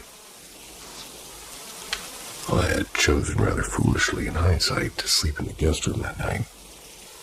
And partway up the secondary stairwell, the lights abruptly blinked out. I crawled the remainder into darkness. I lay awake while the wind battered the window as if eager to come in. And around 3 a.m, came loud knocks on my door. Then the handle was turned with such force that I remembered thinking the jam might splinter. I hid under the covers like a child and didn't sleep. At breakfast, I told the principal everything. He listened without surprise, and remarked that the house was always full of its odd stirrings around that time of year. And that oddly, a new moon tended to rouse the building more than a full one. The school had since closed, as far as I know. Whatever its present use, I suspect Soist Hall will continue to keep its agent company. A few private presences that belong more to a place than to any living occupant. Phantom Walker on Widow's Ridge. Hi, my name's Lars. I used to be the Boy Scout once, and we went to this park, and I can't quite remember the official name, but it was out in Louisiana, up in an area everybody called the Widow's Ridge. Week-long summer camp, and they'd set up little stations all over the place. Archery, sling shooting, and not dying, that sort of stuff. One night I decided to take the archery class again. It was a bit of a hike up a rocky dirt path, and I got there around 7:30. I wrapped up by about 9. There were other kids from different groups, but when the class ended, I left by myself. Started back down the stone and soil staircase toward our campsite. And that's when I noticed a sound behind me. It was like somebody matching my footsteps. Every time I turned, the sound stopped. The trees were thin and dry. The moonlight made long, sort of silver lines up the hill, so I could see pretty far, actually. The park rangers had said a lot of the wildlife had cleared out because of some new trail work, so no critters were supposed to be around. Still, even though there was nothing, no animals or birds, no flash of a headlamp, I could feel someone or something right behind me, matching each step. I got creeped out but kept my cool and made it back to camp. Next night, I went back to archery for fun, but I brought a friend this time. We left at almost the same hour, and he walked ahead of me on the path, and after a few minutes he stopped and leaned over and whispered, "Lars, Lars." I said, "Yeah?" And then without turning, he whispered again, "Who's that walking behind us?" I spun around quick, and Mike, there's no one back there, I told him. Mike turned, looked up the hill the same way I had the night before. We locked eyes for a second and then both took off. Full sprint down the bushes and moonlit scrub. Straight back to camp, like we were being chased in some dumb action movie. So we tumbled through the barricades and the brambles. Hit the campground out of breath and shaking. And I've told this one a bunch of times to family and friends. Not long ago, my dad heard me say, and probably came across a phantom walker. I did hear this podcast where I talked about interdimensional beings that mimic people's footsteps. Folks around wild parks call them phantom walkers. Looked it up later, couldn't find anything solid on phantom walkers. Well, nothing useful anyway. So yeah, that's my story from Widow's Ridge, whatever it was. It knew how to walk like me. The bell in the bathroom. When I was 19, I moved in with my two sisters. I also moved in with one of their boyfriends who basically lived there too. House kinda came with a roommate bonus. Stealthy black cat that wore a tiny bell on her collar because she was creepily silent. They claimed the bell was so they'd actually know where she was, which is kinda cute, right? They also told me I got the haunted room, where we're all dumb and young, so I laughed it off at first. But honestly, it didn't take long for the joke to stop being funny. I was newly single and lonely and already a little bit dramatic, so maybe I was primed to freak out. But that room made me feel wrong, like someone had left the lights on in a part of my body that was supposed to be dark. I just couldn't relax there. Caught myself constantly glancing over my shoulder and convinced somebody was looking back. A few weeks in, the sister without the boyfriend moved out, and I upgraded, technically, to her master bedroom. And that should have felt like a win, but instead it was worse. The house had one of those antique boilers. They kept thermostat low to save money, and the master bath had a broken switch so the light never worked. So try to picture me. Cold showers by candlelight, sometimes boiling water on the stove like a medieval spa. And every trip to that bathroom felt like a swing through a haunted obstacle course. If I had to pee at night, I'd practically fly there and bolt back like I'd seen a ghost mid-toiletry. My bed was positioned with the headboard against the wall next to the main door. So I sat curled up, I was sort of facing the dark doorway to the bathroom across the room. Couldn't even stretch out without feeling like I was making myself vulnerable. I'd ball up like a frightened spider and stare at that pensive darkness. One night, the couple and the cat crashed at the cousin's place. I was solo. I double-locked the doors and had my laptop queued with the ridiculous show and a big bottle of that economy vodka the roommates called confiscated. I was waiting for some I could owe me rent. You know, that hot, anxious underwear bunched under the duvet panic. Well, that was me. House dead quiet, kind of silence that presses on your ears. And then I heard the bell, tiny and unmistakable. The cat's bell. It jingled from the direction of the dark bathroom and almost combusted. Nope, I told myself. You're drunk, you're tired, and man the hell up. Then it jingled again. 3 jingles. As clear as day. I went cold sober in one instant, and my horror tried to escape my chest. There are 2 bathrooms in the house. The dark one in my room and a lit one down the short hall. I tore into the hallway and locked myself in the lit bathroom like I'd found a tiny fluorescent sanctuary. Sat on the closed toilet lid trying to decide whether to call somewhere to just quietly die from embarrassment. Then I heard footsteps outside the door. Definite and echoing, like somebody in dress shoes walking on tile. It was slow and methodical, and overall it was the bell. It was like the sound knew I was alone and was deliberately toying with me. After a while, the noises stopped. I made a run, barefoot and theatrical, back to my old supposedly haunted room. Hid underneath the covers, trying to sleep, and eventually I did. Sometime later, I woke to my ex's voice calling my name from the hallway, standing at my door like a ridiculous rom-com cameo. Said that their friend dropped him off and he was just walking in because the front door had been unlocked. I was equal parts furious, relieved, and very suspicious. I knew I'd locked it. And the weird part is for a second right before I heard my ex, I thought I'd seen something float down the hallway. like a pale pea soup green orb that drifted into my room and vanished. Maybe I dreamed it, and maybe the vodka mixed with the adrenaline made my eyes play tricks. Or maybe whatever jingled that bell that night like dramatic entrances and nudged my ex's footsteps toward the house. Who knows? It lasted exactly a few weeks after that. The house, the bell, and whatever liked to pretend it was the cat convinced me it was time to move on.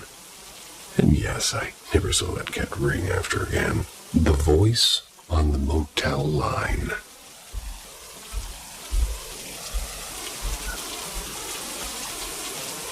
When I was 17, I had one of those nights that sticks in your head for no good reason. I grew up in East Texas, found a place where humidity feels like a living thing and summer heat will make you reconsider every life choice.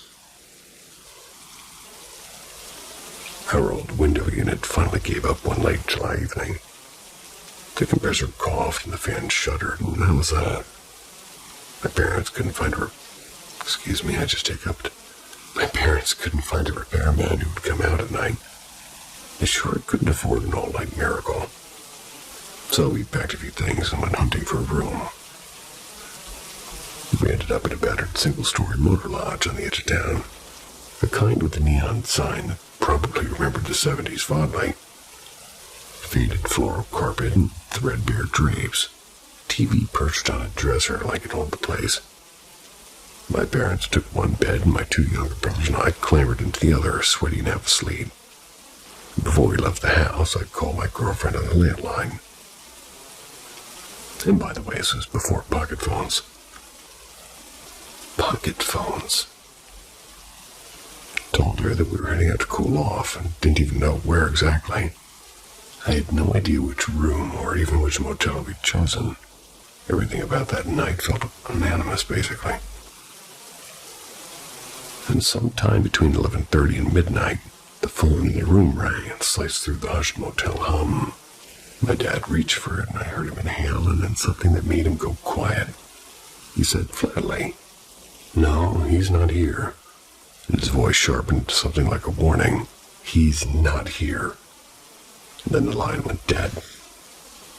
So he asked me quietly if I told anybody where we were. I mean, I hadn't. I couldn't have. I don't even know the motel name well enough to tell anyone. The room wasn't under my name. I had no phone of my own, even. And my last point of contact with the outside world was a house landline and a confused girlfriend on the other end. What bothered me the most, and what still bothers me, was the description my dad gave. The caller sounded like a man doing a woman's voice, as if trying to pass something off and failing. Who would call a stranger's room at that hour asking for me, when I was essentially invisible? No social media check-ins, no profile, and no clue. Made no reasonable guesses since. A prank, a wrong number, somebody who'd seen us arrive and followed us. None of them said right.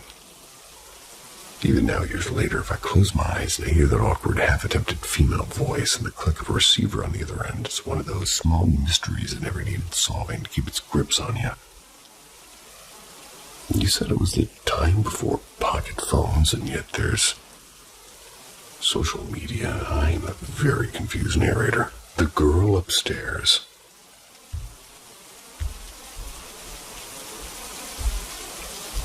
I moved into that two-story house when I was 6. It was a hulking thing from like the 1960s. There was more garden than sense. My parents got it dirt cheap and spent the next few months gutting and fixing it until it looked like the home out of a magazine. And to me, it felt like winning the childhood lottery. They insisted we lived strictly on the ground floor, left the top floor as a kind of never-closed playroom storage area. Nobody wanted to be up there after dark, though. I thought that was just squatter superstition until it stopped being a joke. Because there were quirks to the place. An outdoor spiral stair that led to a small bricked-up room. A single tiny window high up and a strange little landing that always seemed to be at least a degree colder than the rest of the house. But the trouble started when I was 13. I was alone in my mom's office. I was glued to an ancient PC watching a loading bar crawl like a snail. In the window's glare, I caught the outline of a small girl standing behind me. I assumed that it was my little sister, which is why I didn't turn around right away. Then she was there, and my heart did a weird flip. I told myself I'd been staring at the screen too long and went to the kitchen for a snack to shake it off. Grabbed a handful of cheese rings, and mid-bite heard slow, measured footsteps on the stairs. The gate at the bottom clicked, and the steps came closer, and instantly I thought somebody had broken in. So I bolted toward the back door, cheese rings clattering in my hand, dove out of the garage door, and as it rolled up and hid until my family pulled into the drive, well, my dad went to check. Came back with a puzzled face, and no one on the stair gate was still latched. Told me about the girl in the window, and they nodded with that sort of gentle, disappointed look. Probably your imagination. Well, after that, the weirdness stopped being polite. It started as a low, constant pressure, feeling being watched restlessly. That viscous dread radiating up from the top floor. They'd set up dividers and desks up there and called it an office, but nobody used it after sunset. At first, the girl was only a peripheral thing, a glimpse at the foot of the stairs. Light feet pattering where there was nothing. Then the furniture started to move, like a chair slid in a box top when the top floor door would squeal open. The gate would unlatch. Footsteps would come down toward my room. Later, a voice joined the symphony, though, small and childlike, a whisper from the dark even. It said, "Help me," or something like, "Come on." Well, sleep became an Olympic sport, and I constantly failed it. I learned to clench my eyes and pretend the noise was outside the house. And once, my bedroom door opened with no steps. I lay rigid, and I felt something hang over me, so I basically could have touched it if I dared to move my head. It was that close. Hovered there for what felt like forever, asking. It's like basically asking with silence, and I started just crying. Sobs brought my mom down the hall, and like a bad TV switch, whatever it was, evaporated the moment she crossed the threshold. Her presence was, well, literally evaporating it. And it didn't make my parents believers, it made them confused. Because by 15, I was furious rather than scared. The girl no longer kept the cameo appearances because she became brazen. Daylight didn't bring safety. It only brought clearer sightings. Nights were the worst, really. Furniture slammed, the voice coaxed me to the top of the stairs at all hours. And by the way, it did love 2:33 a.m. for some reason. Gate would clang as if on cue, and I adapted headphones with loud music in an attempt at contempt. When she called, I started answering back, and I was crude and loud and obnoxious. "Screw off," I'd shout. And every time I did, the house answered with this banshee scream. Seemed to climb the staircase and slam every door in the place. So one evening, my younger sister and I chased a soccer ball that landed in the upper balcony. It had already gotten dark at that time. And while we fumbled with the keys, shoes ran overhead, and a stapler in the room with us began hammering on the desk on its own. My sister lost it, and that's when my parents finally stopped shrugging and did something. We learned the house had a history. The previous owner had also reported intruders on the top floor and had installed extra locks and a gate at the bottom of the stairs. We called the police more than once about phantom footsteps, actually. Cops always found an empty house, though. Parents admitted they'd occasionally seen a shadow darting through the office at dusk, had chosen to ignore it. Ignorance seemed cheaper than terror at first. So when I was 16, I moved out to a little garden shed that we'd converted into a room. And the first night there, I slept like I'd never slept before. Spent days in that shed, and only cross over to the main house for meals. The top floor windows were visible from the path, and walking past them felt like walking under someone's stare. And once, while a cousin was visiting, we walked back to the house after a game. Top floor lights flickered, and the little girl passed the window. And for a second, her shape elongated like a warped shadow. She was suddenly the height of an adult and towering and wrong. My cousin screamed and ran, and something in him broke. And that did it for my parents. They called people from the church who said that they'd done this sort of thing before. One woman claimed that she was sensitive to spirits. She walked out slowly, pointing to the landing in the hallway by my room. The exact path the footsteps always followed. Said that there was dense, heavy darkness there. They performed blessings and rituals and left candles in odd corners. I don't know exactly what words they used, but the house changed after they left. It felt warmer and quieter. The constant dread lifted like fog in the morning sun. The woman told me she felt it was unusually sensitive to things that... Basically, to be careful. I was just glad for the silence. Never did figure out what that thing was. And I knew with the kind of certainty that doesn't need proof that if I had followed up those stairs when I called, I wouldn't have come back. It was malicious and fed on panic. And that house taught me the most unnerving lesson. Some fears are not meant to be courted or negotiated with. You survive them by refusing to be eaten alive. Sweet dreams. See ya. Step into a world of enigma with Paranormal M, where the stories we unravel will keep you on the edge of your seat. Subscribe and turn on notifications to journey through the latest mind-boggling tales. Does anyone have any idea what might have happened to me? So I was laying in bed last night, trying to fall asleep at around 5 a.m., and suddenly I got the weirdest feeling. I can't even describe it, but it was like a dead center in the chest kind of a feeling. After a moment, I have a realization that this feeling is my grandpa. I have no idea what made me realize that, or how a feeling can represent a specific person, but I somehow just knew. For this next part, it's worth noting that I was laying facing away from where I climb into bed from. So, after a minute with this feeling, the birds that are chirping outside and every other noise goes dead silent. It was like somebody just shut the sound off. As soon as this happens, I get the distinct feeling that someone is standing behind me. That there's a presence there, standing in the space between the bed and the wall on the side of the bed that I get in on. Which, as I noted, I had my back towards at that time.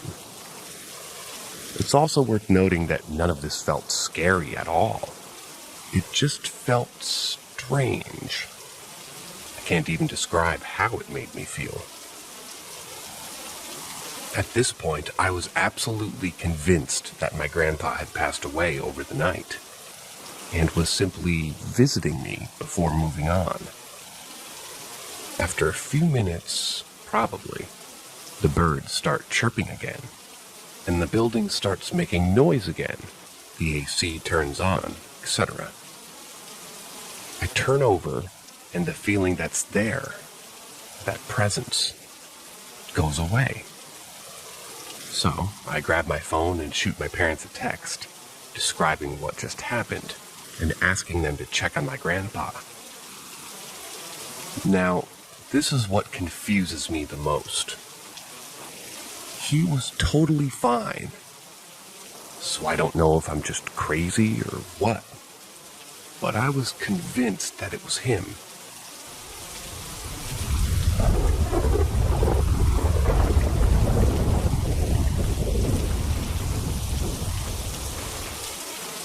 Strange ghostly experience. It was a Wednesday night. My dad was having his weekly game night with his friends. Throw darts, drinking beer, typical game night for my dad. And my mom and I went out to the garage where his man cave was to tell him goodnight. I remember telling my dad's cousin about the tooth I had lost and that I was so excited for the tooth fairy to come. I was about 8 or 9 years old. I usually slept with my mom on these nights, since my dad didn't want to disturb us coming to bed after midnight. She tucked me into bed and read me a story. Afterward, I closed my eyes while my mom read her own book. The click of her lamp would always wake me up for some reason, and I stared into the pitch-black room. Only this time, I was met with a strange figure standing in the corner of the room, in between my mom's dresser and the door. It looked like a woman. Her head was looking over her right shoulder with her body facing forward. She did not have any features, other than the outline of her body. She was solid green and glowing, without any light shining on her. I was frozen with fear. The longer I stared at it, it would sort of float toward me. When I shut my eyes out of fear, it would be right in the same place it was before. When daylight came, it disappeared. Or so I thought. It was about a week later, and I had avoided that room like the plague, because I had an uneasy feeling every time I stepped into the room. I was eating lunch and watching cartoons on the TV in my parents' bedroom when I saw it again out of the corner of my eye. It wasn't green this time, but it was clear and in the daylight. It was shaped the exact same way and in the exact same spot. I was in a different spot in the room, and it floated toward me. The same thing happened when I stopped looking at it. It was in the same corner as before. A couple of months went by, and my great-grandmother had passed away. My dad inherited some of her furniture, including her dresser, and my parents decided to move it into the bedroom. After the dressers were switched, the figure never came back. My brother has the old dresser in his room and hasn't had any experiences like I did. I'm almost 23 now, and I moved out of my parents' house. Their old bedroom has been transformed into a new guest room, and I stay in there occasionally when I come home to visit. The uneasy feeling that I used to have is totally gone, and I haven't seen anything since the figure disappeared years ago. I've told my mom about it, but of course she doesn't believe me and hasn't seen anything herself. I grew up in Russellville, Kentucky, which has a lot of history with the Civil War. My parents' house used to be a vet's office back in the 1800s, but I'm not sure what that has to do with the ghost. I still have zero explanation for what happened all those years ago. It never tried to hurt me. It would just move toward me multiple times at night.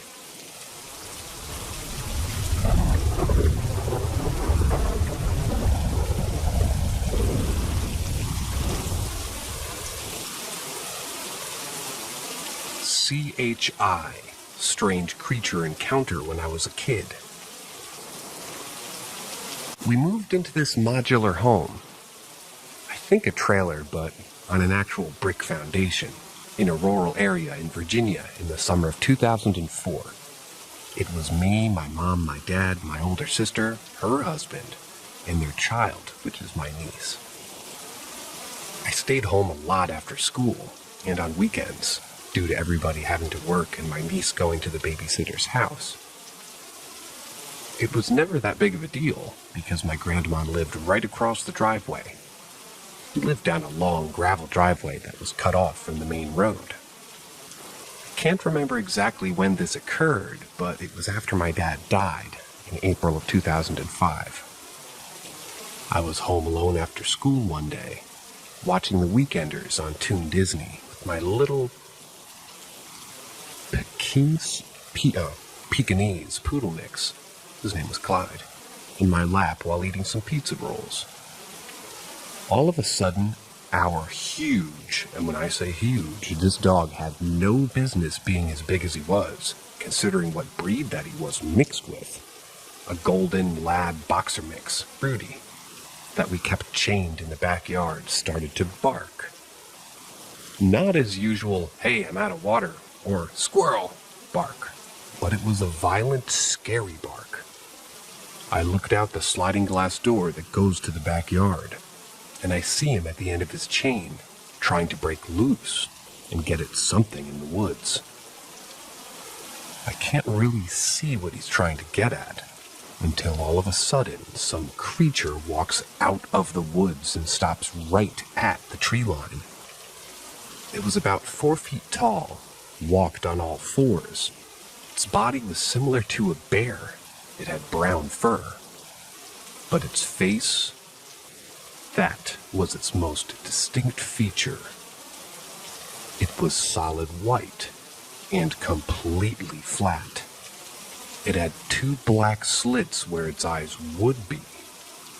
No kind of nose to be seen, and its mouth just hung open. A black void, no tongue or teeth that I could see from where I was. It looked in my direction, and I remember just being overcome with fear and dread when it looked over at me. I started to shake. I was so scared. Before I could even get off the couch to get to the landline to call my mom, it just slowly backed itself back into the woods. Rudy was barking and growling the entire time that it was standing there, which was about 2 minutes in total, and for at least 10 minutes after it had left my sight. And that was before he finally calmed down. I called my mom, my sister, my BIL, my aunt, and my uncle that lived behind my grandma, and then my grandma before somebody answered. She told me to walk over to it, but I was too scared to go outside, so she came and got me. As a kid, I called it the white-faced anteater, and my family just dismissed me as seeing things, even though my dog had seen it too and was trying to get to it. My uncle told me it was probably a big-ass possum, but I knew damn well what a possum looked like, and that definitely wasn't it. To this day, I'm 23 now, I still have nightmares where all I see is this thing standing in my yard at the tree line staring at me. I always wake up screaming and sweating, and my girlfriend has to come console me. Has anyone else ever seen or heard of anything similar to what it is that I'm trying to describe?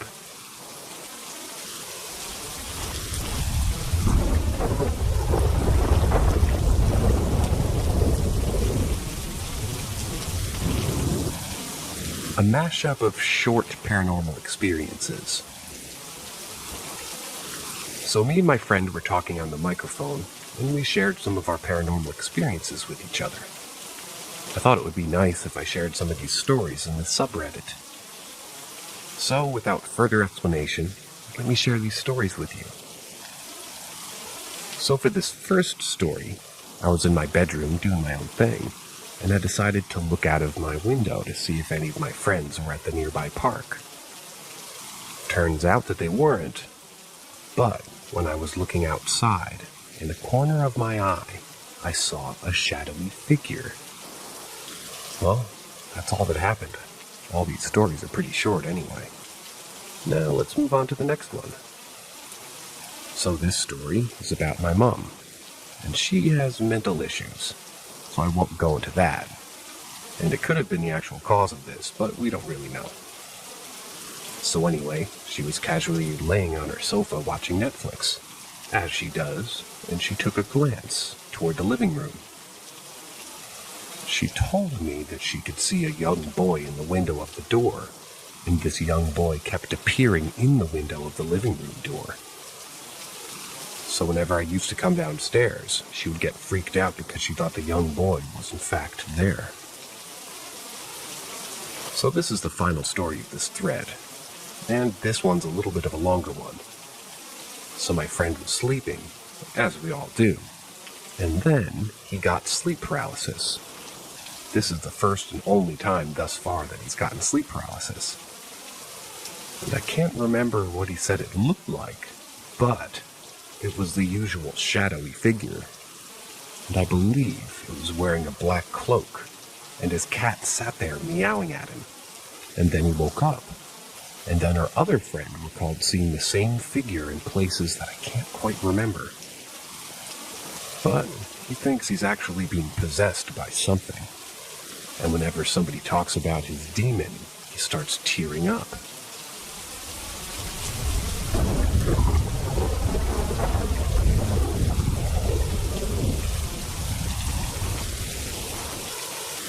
The wall. So around a month ago, maybe 2, I made a post on this subreddit about some ghostly encounters with me, my family, and a friend that we all had. So I'm making another one, but this time regarding my mom. So to give context, my mom has been encountering a young boy in the corner of her eye, usually seen in the window of one of our doors in the house. So I got home and went through the hallway upstairs to go to the toilet, and in the corner of my eye I could see some drawings in chalk on the wall. Also, my sister was at her dad's house. So I saw a ghostly face with dead black eyes, a sun with a smile, a book with a torn-out page, and finally, a man who was beheaded. If you think you know what these mean, please contact me. I got my mom's attention and she took a look upstairs and she was mortified. She immediately went back downstairs, but I sat down and I started pondering what it could mean. I can't really figure out what it means, but I think during the boy's life he was blinded by the sun and got beheaded, but I don't know what the book could mean. I went in my room and I started my research, and I came to the conclusion that it's a poltergeist. And my conclusion came because apparently they can pick up and drop things. So it could have picked up the chalk in my old bedroom and wrote on the walls with it. So I went downstairs and I told my mom. But she said, "No, it's just a little boy trying to get my attention." I thought she was talking about me, but she then said, "The boy who watches me through the door." Once again, if you think you know anything about this, please contact me so I can try to figure out what's going on. Also, I will keep you all updated with this, if anything happens.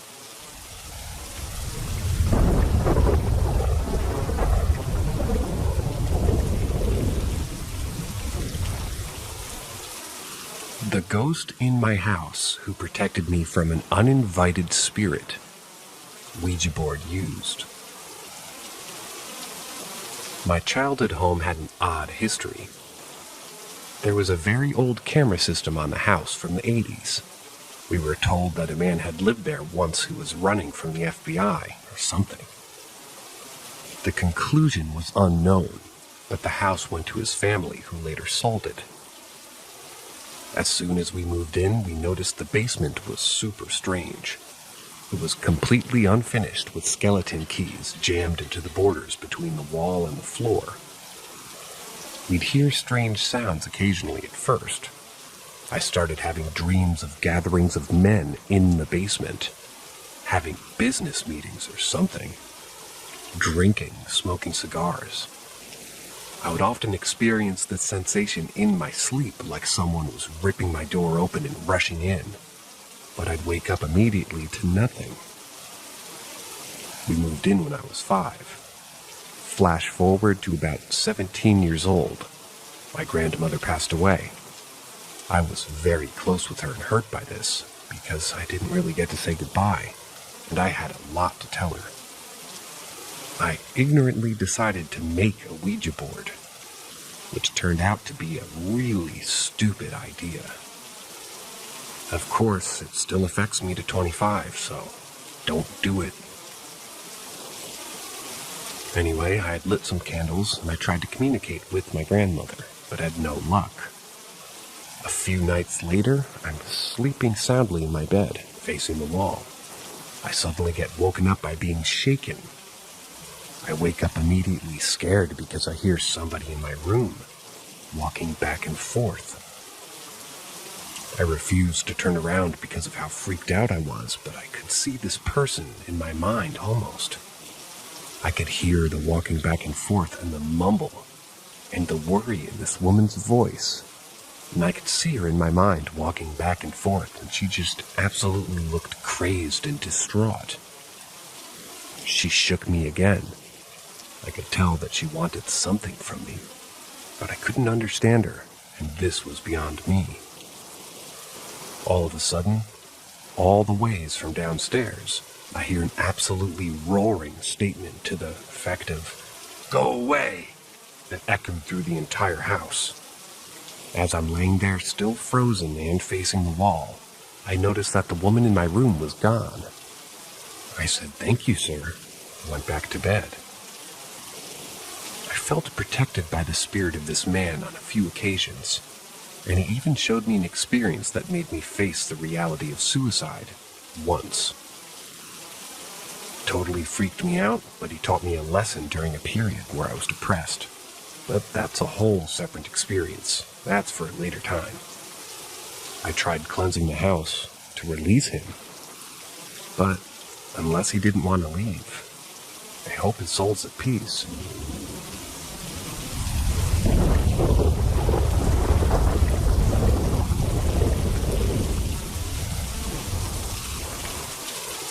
A German ghost spoke to me at a former Hitler youth camp in New Jersey. So I'm about 21 in this story. I live in Pennsylvania, and I have this great friend whom I met at a concert. She lives in New Jersey. This girl and I haven't seen each other in a little while, so we had planned to go to an event near her, and I was invited to sleep over afterwards. So we did just that, after the night had come. And that night came to an end.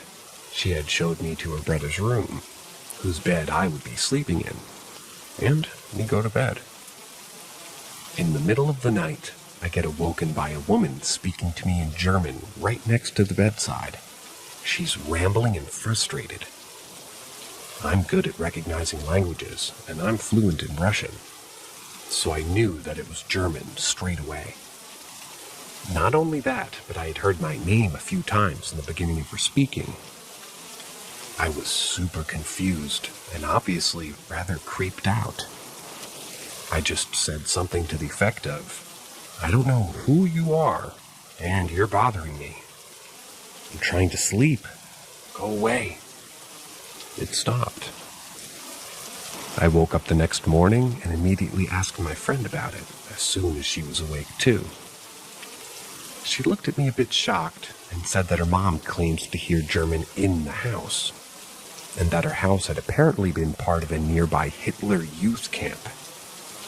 She didn't know much about it, but doing research on the area myself, I found it to be true.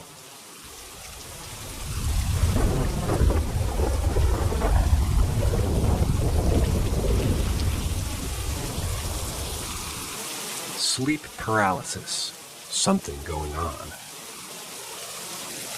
Hey guys, I have dealt with sleep paralysis almost on a nightly basis since I was about 14. I'm now 30. It's always incredibly vivid and always feels like a visitation from some sort of presence. I've been convinced for decades now that there is something more to my sleeping condition. Something paranormal or spiritual, perhaps. I've spoken to countless doctors and psychiatrists about it over the years, and they all tell me that it's simply sleep paralysis. None of them have helped. A family friend who's a spiritualist told me years ago when I was a teenager to pray whenever it happened. I do most nights, but sometimes it's like maybe it just aggravates whatever presence is in the room with me. I've been attacked. I've been thrown around. And I've even been convinced sometimes that I'm rolling around on the floor wrestling this thing. I hear it too when it happens. It shrieks and makes a horrible radio static-like sound. However, what scares me most is whenever I wake up from the sleep paralysis and look around the pitch black of my bedroom, and I'll see things. Shapes and patterns of bright luminescent colors, often like spiders or glowing. Somehow, somehow glowing black figures. I'll stare at them and turn the lamp on in the room, on and off. They fade away when the lamp is on and come back when it's off. They often look like spiders or bugs, but if it's been a really bad sleep paralysis event, they'll be humanoid-shaped shadowy figures. I know they're there and I can see them. And no, I'm not a schizophrenic or someone with a mental illness. Last night, however, it happened again. I woke from a vivid dream and I felt something beside me in the bed. I'm so used to this that I know what's going on and basically lucid dream my way into a defensive position and say my prayers. I felt like I was being choked and mounted on my chest. Nothing irregular for these events. I managed to wake myself up and see it. A shadowy figure crawling up on my bedroom curtains. It's about the size of a child, but isn't shaped at all like one. It's built quite stocky and stout. Completely black, yet bright enough to be seen in a dark room. I doze off to sleep completely unfazed, as this is almost a nightly, weekly minimum experience for me. I wake up after what feels like a second and check my phone. An hour has passed. Can't explain how, but I remember hearing someone speak to me. They told me their name was Nokra, N-O-Q-R-A, or something like that. I felt uneasy ever since.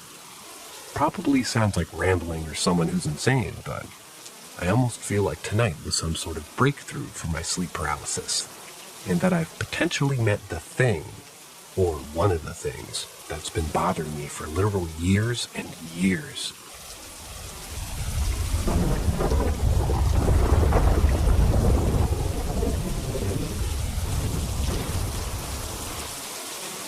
The Hat House Ghost. A little background first. I worked for an agency who employs people to work with adults who have cognitive disabilities. We were to assist them with activities of daily living, things like bathing, taking meds, cooking, cleaning, driving them places. The house I was hired for was called the Hat House. Most of the houses were called by either a name of the street that they were on or an acronym that their house had. So that's why this house had the acronym HAT. At the time we supported an individual. I'll just refer to him as Adam for the sake of confidentiality. Adam was nonverbal and could barely hold his balance while he stood. He would often fall down if he was standing on his own for too long. Adam's preferred mode of transportation was sliding across the floor on his butt. I'm not sure when this started happening, but things quickly began to get weird. I think it was Adam's mother passing. It started with Adam going to his bedroom and shutting his door, something he would rarely do. Adam would sit on his floor and rock back and forth, grunting to himself until eventually he would start screaming for joy. But then the jumping started. It was literally the sound of someone jumping on the floor, and it would make Adam laugh. Adam loved vibrations like that, so they would often make him smile or laugh. The jumping continued for a while. It was like clockwork, too. Every day around 2 p.m. he would go to his room, and this would happen. Things quickly started to get weird, though. There was talk in the house that other staff would occasionally hear footsteps coming up from the basement stairs when nobody was down there. I witnessed this as well. I'd picked up the overnight shift. Adam woke up at around 4 a.m., so when he came out of his room, and say he was on the kitchen floor, I was sitting with him when suddenly there was the sound of someone rushing up the basement stairs and jiggling the door handle. My heart was literally trying to jump out of my chest at this point. All I want to do is go home. When suddenly from Adam's room I hear a deep voice go, followed by the jumping sound that he would normally be having in his room at around 2 p.m. Another time I was doing the dishes, and a supported person who lived at the house at the time, who was verbal, was sitting at the kitchen table. He had been talking to me, but there was a lull of silence in the room. I set down the sponge to get the heavy-duty pan scrubber when I heard the person I support start laughing. I turned to look at him, but that's when I noticed the chill in the air. When I turned back around, the sponge was on the windowsill. I asked the supportive person what happened, and he just kind of shrugged while laughing and says, "It just floated." I got suckered into working an overnight again, so I'm sitting in the office, and it's around 2 a.m. All of a sudden, the living room light turns on, and since I had the office door open, I heard the unmistakable sound of the cord from the light being pulled. I kind of continued in the office thinking someone was awake and I just hadn't heard them, which didn't strike me as odd until I heard the beanbag chair in the living room being picked up. I went to see who it was when I hear the beanbag chair drop to the floor. Nobody was in the living room, and the only way to get in there was through the kitchen or the front door to the house, which was locked and deadbolted. Another time I had an encounter with the spirit of Hat House, and that was when I was in the staff office talking to a coworker. It was around 10 p.m. The staff office had 2 desks, one with the computer and the other right next to the door to go outside. The coworker was at the computer desk, and I was at the other desk. As we were shooting the shit with each other, I went to go look at the desk when I noticed something standing in the window to the door of the staff office. All I can describe it is maybe just a shape of a human, but it was made out of smoke. After I saw the figure, I quickly turned around and looked at my coworker. He was looking at me wide-eyed. I'm sure I had some sort of look on my face as the coworker said, "You saw it too." I worked at the Hat House for 6 years. Adam was there for 2 of those years. After Adam moved out, the paranormal stuff stopped, as if it never had existed to begin with.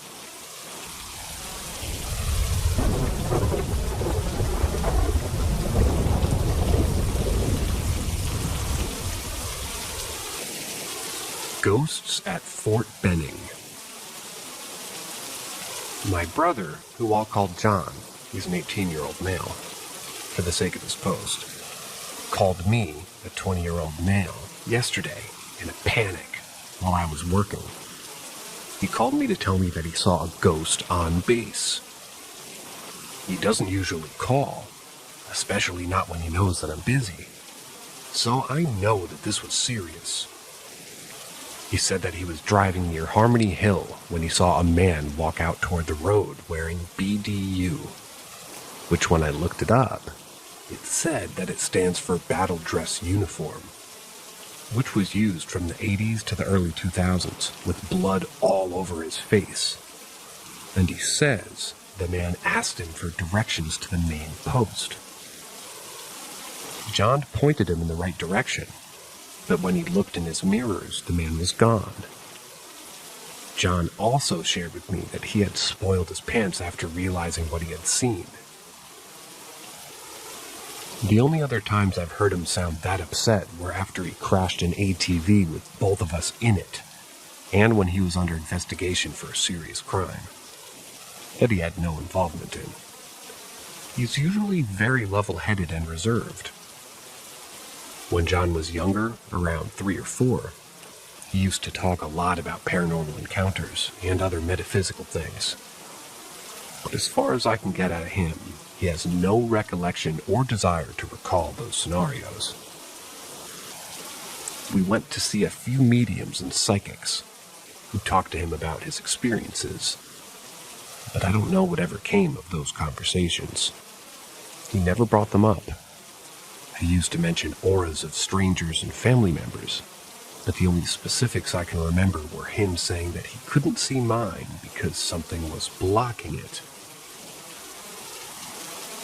He also mentioned another spirit that he thinks he saw while he was on fire watch one night.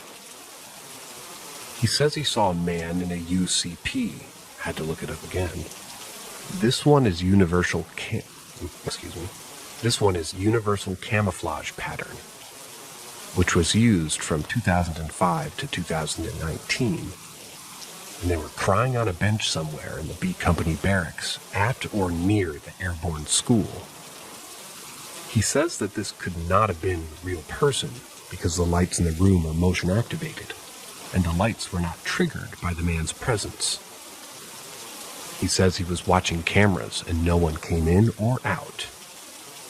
I feel like it's relevant to disclose that he was recently sent for a psychological evaluation because he reacted violently to a minor inconvenience.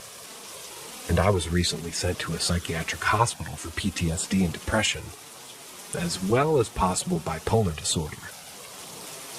I say this not to discount his encounters, but rather to try to fully understand all of the contributing factors to our situation.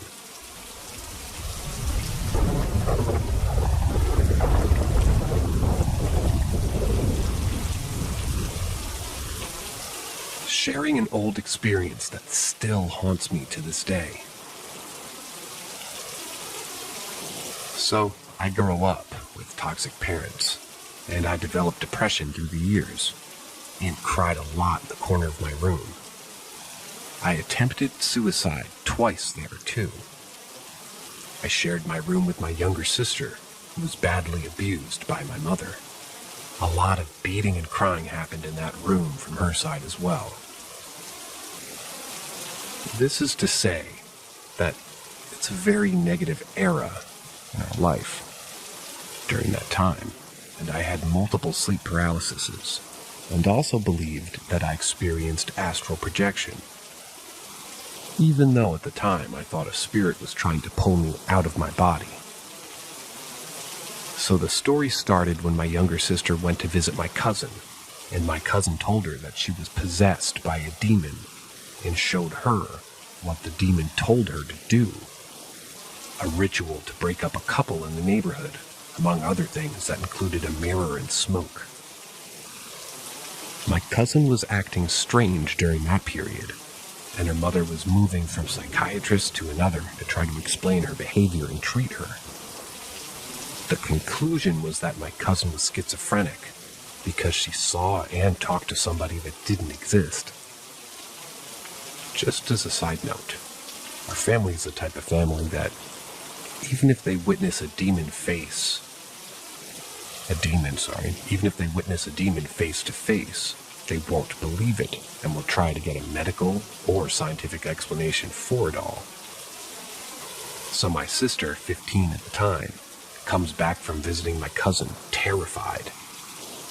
And she told me, she was 22 at the time, that all about what had happened. And I'm like, okay, this is bullshit. But I listen to her and comfort her as much as I can.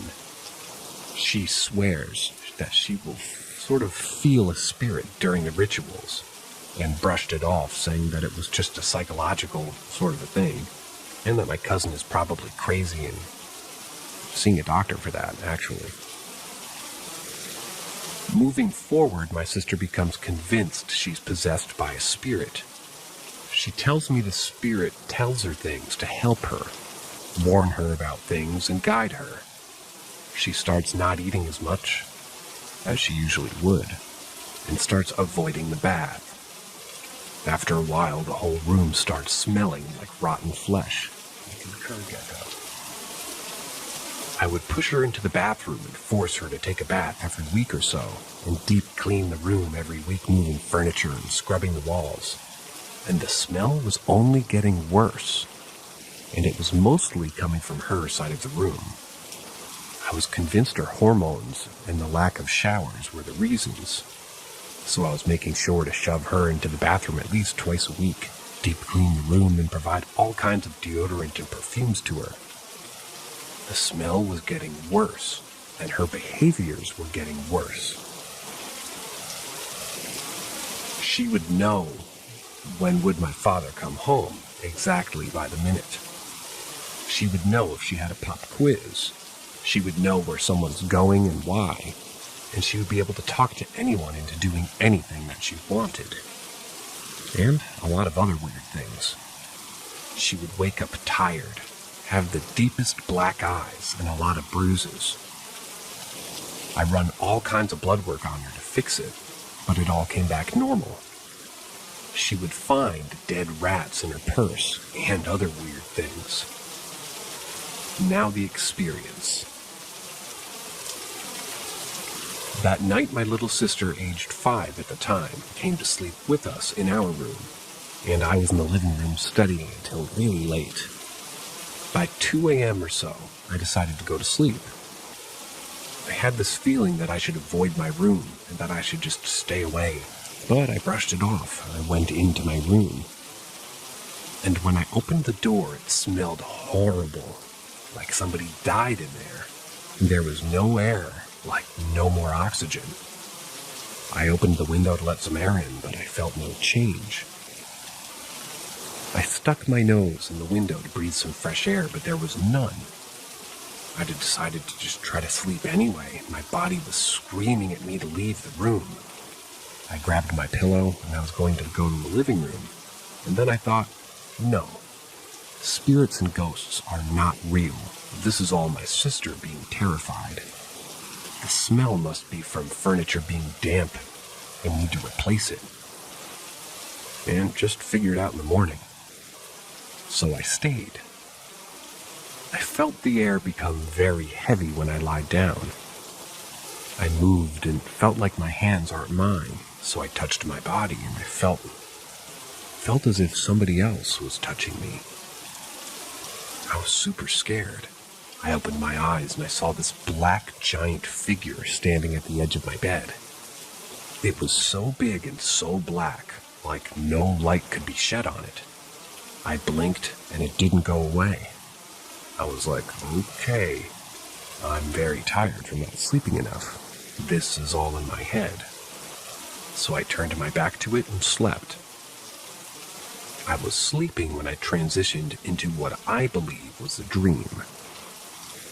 I woke up and the demon was there, very black, and an evil feeling was coming out of it. I run to wake my sister, but the demon blocked me, so I run to the door to find my mother. I knocked on her door until she opened. I told her all about what was going on. She didn't care, and the demon was coming after me, so I run to the bathroom to hide. And there, I saw a flame in the mirror. So I run back to my room, but I couldn't open the door. So I kept banging on it until I forced it open, and then my night lamp exploded, and I woke up. When I woke up, I was terrified. But the room didn't smell as bad as before I went to sleep, and there was more light in the room instead of the pitch black before. I didn't go back to sleep. I stayed awake all night until morning. When everybody woke up, I noticed that my sister was barely walking. She said she was extremely tired and was bruised more than usual. I also noticed that the room door wouldn't close anymore. It was moved horizontally. And somehow, it doesn't fit the door frame anymore, and no one knows why. My lamp had exploded, and my curtains were on the floor, and I noticed that they were pulled from the walls as if someone used a hammer to knock the hanging rod off. It was very weird. But I kept saying to myself that everything must have an explanation. Until I went to have my breakfast. My 5-year-old sister saw me and said, "Hey sis, there was a fairy just messing with your tummy and playing with it like it was Play-Doh." I asked, "What fairy?" She said, "The flying black fairy. He's a fairy because he can fly." I asked her to describe the fairy and she said that it was scary. So when she saw it, she just closed her eyes and started praying to God. More things happened afterwards, like knocking on the walls, someone choking my mother for a few seconds. She was speaking about it randomly in dinner. My sister got even weirder. until I moved out. I heard that my cousin, who was diagnosed schizophrenic at the age of 19, had a religious exorcism performed on her, and that afterward she wasn't seeing anything weird or talking to any invisible beings anymore. Her psychiatrist couldn't keep her on medication, and she said she was spontaneously cured from schizophrenia after having more than 2 years of being diagnosed. My cousin reached out to my sister and took her to the same exorcist, and now she's fine. The smell left the house. We never talked about what happened. The house was blessed. We're not a religious family, but it was like trying everything just for the sake of it. And I'm an agnostic. My mother talked about things she experienced in the house, but we never shared our experiences with her. What do you think that was?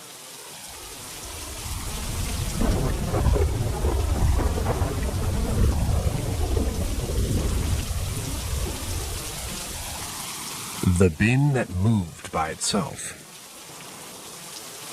A few months ago, I had an unusual experience that was completely new to me. Although I had always believed in the existence of ghosts and the paranormal, I'd never encountered anything of the sort before. My room is fairly small, and one morning as I hurriedly got out of bed, my foot accidentally knocked over the bin, causing it to fall on its side. Pressed for time, I didn't bother picking it up and I left the room. Later that evening, feeling a bit tired, I entered my room and lay face down on my bed with my head buried in the pillow. At the opposite end of my room, there was a radiator next to a large plastic tub. Earlier, I had stepped on the tub to reach something in the wardrobe, causing it to collapse and shatter. However, I had left the broken pieces there without bothering to clean them up. While laying on my stomach with my head buried, I suddenly heard what seemed like a cracking sound, as if something was walking over to the shards of plastic. I clearly heard it, but dismissed it, assuming it was the sound of the radiators heating up and the plastic cracking. I didn't move and continued to rest, and as I was, the sound ceased. I reconsidered and told myself that if I heard it again, I would quickly get up to investigate. I remained awake and in the same position, and it wasn't long before I heard the cracking sound again. I swiftly turned around and moved toward the foot of my bed, and where I witnessed the bin, which I had knocked over in the morning, righting itself. It was completely unknocked over. I was shocked, but not frightened, so I grabbed the bin and shook it. At the time, I didn't think much of it. There was another freestanding radiator near the spot where the bin had fallen. I rationalized the incident by assuming that the bin had been squeezed by the other radiator and somehow propped itself back upright. However, the more I think about it, the less plausible that explanation seems. I'm not well versed in physics or anything like that, but it doesn't appear possible for there to be enough tension between the bin and the radiator to cause it to spontaneously return to an upright position.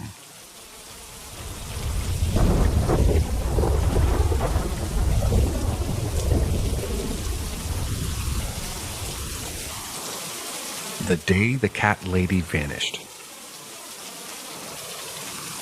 Around 10, maybe 15 years ago, I was working around an industrial estate as a machine operator. I'd pulled a Sunday shift, a 7 to 3, standard one really. I'd worked the full week, and at the end of that shift, I'd just about gotten my limit, so I was feeling tired. I locked up after a couple of the other guys had left and started walking up to the bus station. The layout of the estate was fairly open. You could see pretty much everything, and everybody, as you were walking. To this day, and believe me, it's really still as clear of a day as it was in my mind then. I have no idea where she came from. A woman literally 10 feet away from me, as I'm walking with a large ginger tom in her arms. and she looked like she was in her nightwear, barefoot. So I stopped, because it fell off. Hairs on the back of my neck off. I asked her if she was all right, to which she replied, "Kitty is sad. Kitty's not got a home. Can you take Kitty?" I think it took me a second, but I said I already had a cat. And she repeated it all again and looked up at me. Now, I said it was off, the entire look of the situation. But soon as I got a look into her eye, my entire body felt like it had ice water all over it. I can't really put it into words, but the word crazy and loony were pretty predominant in my mind. So, I'm apologizing, and she's repeating, getting louder. She was a skinny thing, and I'm a big guy. But I was getting afraid. Again, no idea how or why I'm reacting like this. So the fight or flight reflex is in full swing. I was backing up and sort of sidestepping the entire way. And I was also apologizing all the way. And I was basically walking backwards toward where the bus station was. But here's the thing. She was out of my eyesight for maybe 30 seconds when I crossed onto the side street. I still had a full view of her, and she was gone. In the middle of a wide open space, no place to go. Still gives me the willies thinking about it.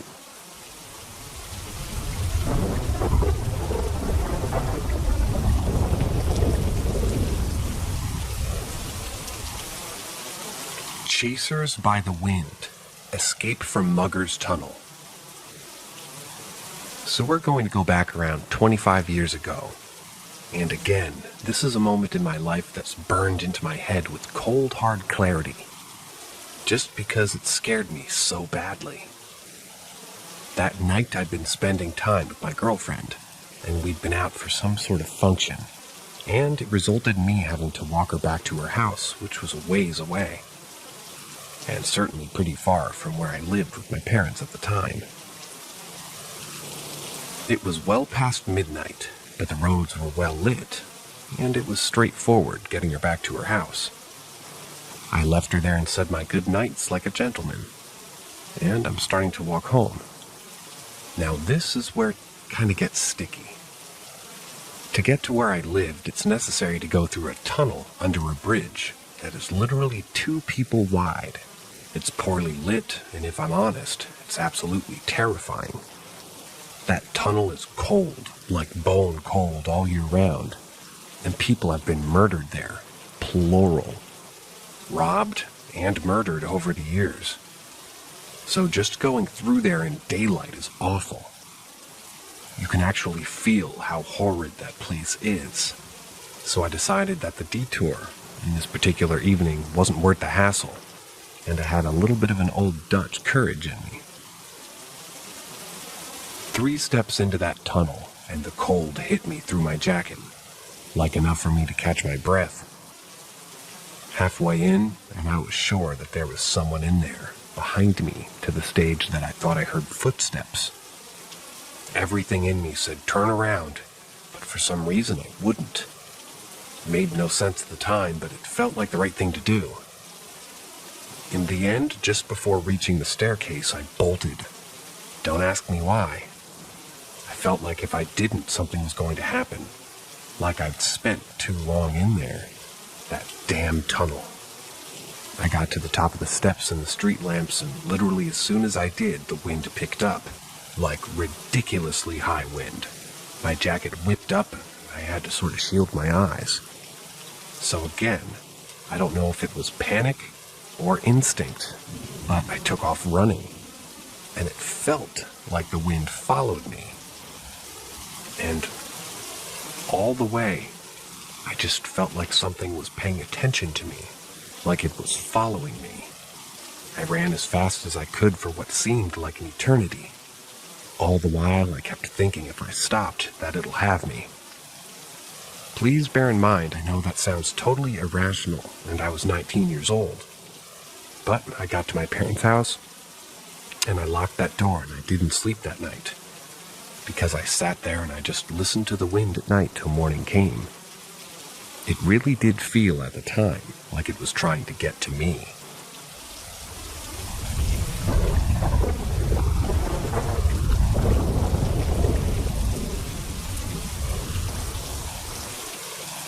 That one shift too many. Through the early 2000s, I guess I worked a lot. Usually 7 days a week. Sometimes 12 hours and above. I think my longest run was 17 weeks working 7 days without a real rest. It's that particular run that I'm writing about. So for anyone that's read my previous posts about the cat lady, I mentioned some sightings that happened to me in the place I worked. Here's my own. I was coming to the end of a particularly long stint of working overtime. I'd been going on for about 7 weeks. It was Sunday. It was getting late. I was doing shutdown and lockup, making sure everything was safe before leaving. This usually meant that I was the last man standing and the last man out. I went through my usual routine, which was kind of like a circuit. The first sign of things being off was a movement that I caught on the edge of my peripheral vision. I turned to see what had caught my attention. Nothing there. My first reaction was something was just amiss. So I did what any other 23-year-old guy does and picked up something large and heavy. I shouted a couple of times that I would phone the cops. Try to scare the guy if there was a guy. Adrenaline was high. No reply. So I carried on shutting down. Going about getting home, and I saw him. Just stood there. 30, maybe 40 yards away. Tall, black jacket, bald head. Just stood there. Only problem is that he had no face, no nose, no eyes, no mouth. Now I'm super tired at this rate, so even though I'm just kind of blind panicking, I screwed my eyes shut, rubbed them hard, shook my head. Because that isn't possible, right? But he's still there. So I turned and walked pretty much as fast as I could the other way, but not run. But I was walking quick enough to maybe break into a run if I needed to. I got downstairs pretty quickly, grabbed my coat and bag, set the alarm, and out I went. Locked the doors and went home. Now I know what you may think. He was tired, worked too many hours, and seeing stuff. I didn't feel threatened by it, just to be clear. But it wasn't friendly, and it definitely didn't want me around. Now fast forward 3 months, old colleague of mine walking down the stairs from the canteen one early morning. Just me and him there as usual. He's white as a sheet, stuttering. I looked at him and said, "Black coat, bald head, quite tall." He nods, and we go outside for our coffees. And I calm him down a bit. There was a few sightings of whatever it was after that. Mainly when people were on their own. Mainly getting a feeling of unease. I'm glad I'm not there anymore, as it wasn't the last time I saw him either.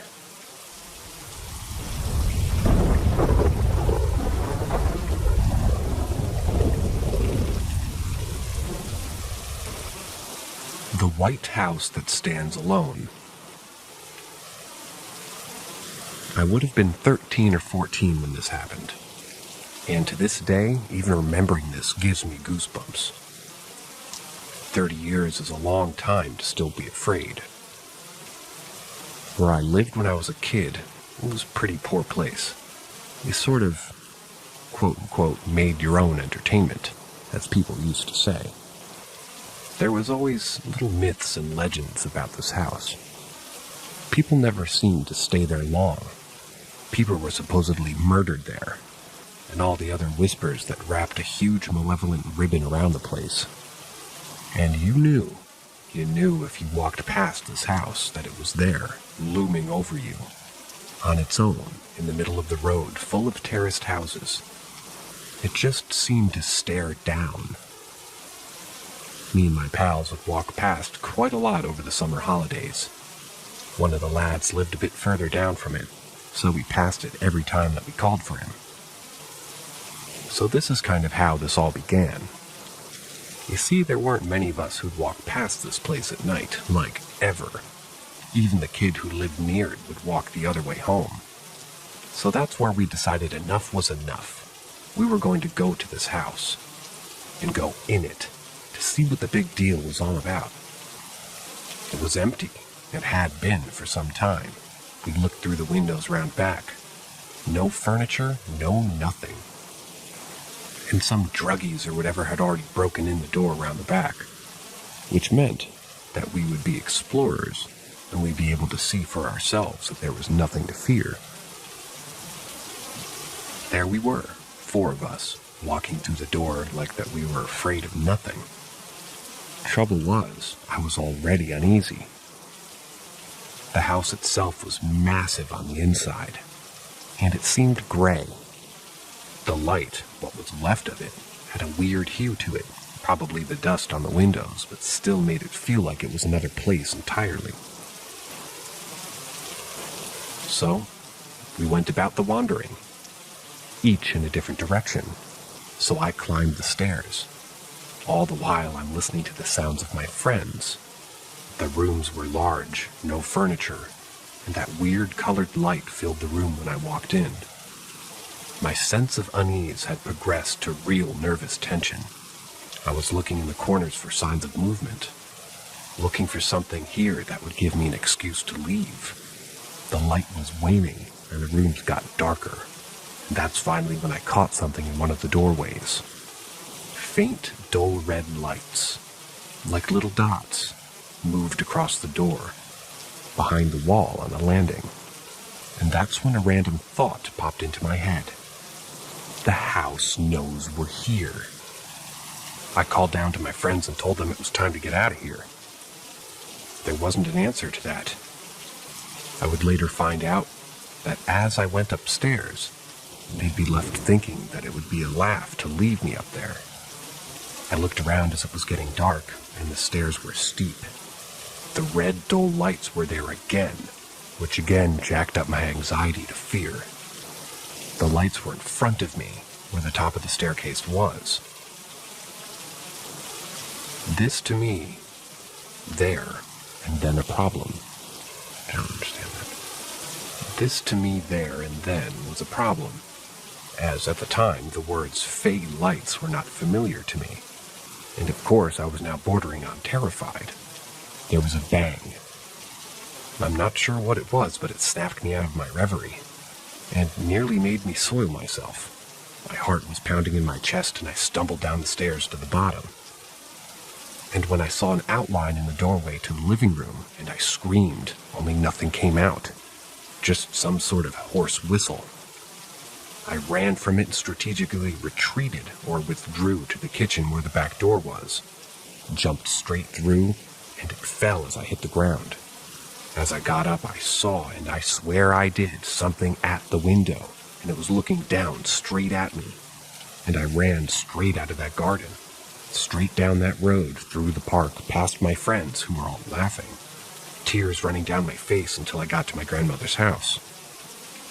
I told her what happened, and she just sat there and she simply said, "There are some places that are just bad, and they always will be, and you'll always know them, because that's what they are.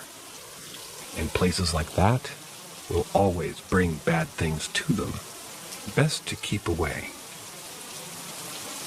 In the years that followed, even if it took me out of my way, I never passed that house.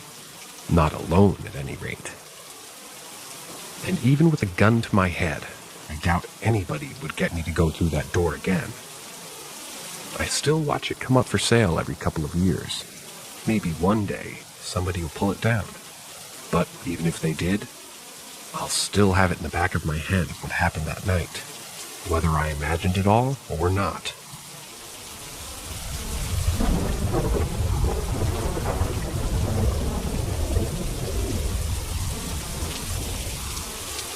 A story for dog lovers. 8 years ago, I lost my dog, and if I'm honest, a piece of myself. Fundamentally, anybody who's ever had a dog in their life knows how special they are, how individual they are. what they do for you. And in the end, what you lose when they're gone to go to the beyond. Everyone thinks that their dog is special, and they're not wrong. And with that in mind, I'll tell you a bit about my dog, how we found each other, and what led to the events in the first place. I first met Baxter at a rescue center.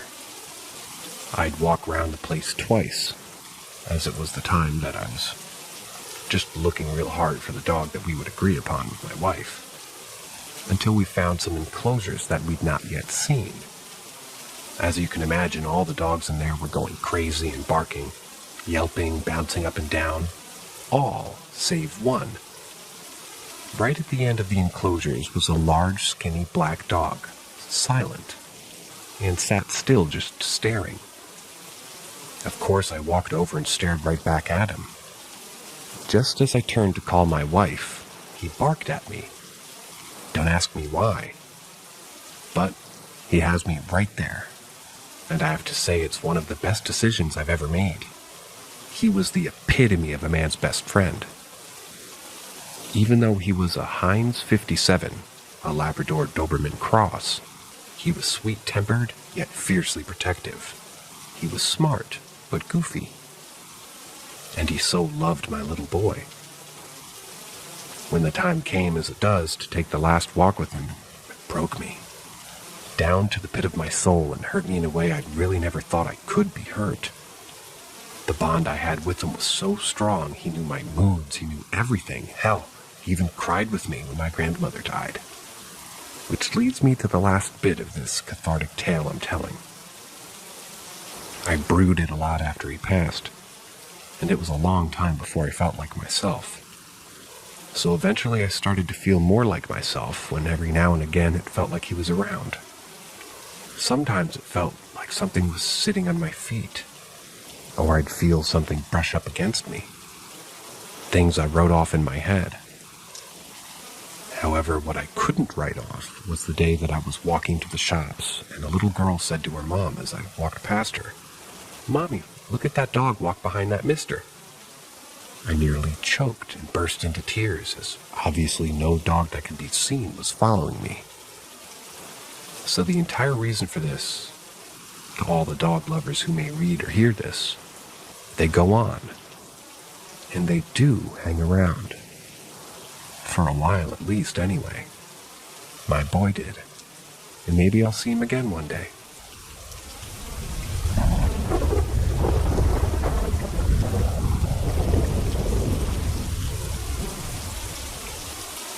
Unexplained occurrences recently. For context, on my new apartment, it's a part of the duplex apartment thing that sits atop a 3-car garage in the backyard of my landlord's house. The property is very old. I want to say the house was built anywhere in the 40s or 50s. Same goes for the apartment. The apartment attached to mine is to the left of mine, whereas my front door is to the right of the apartment, and their front doors is to the left of theirs. So ever since I moved in, there's been these very unexplainable noises.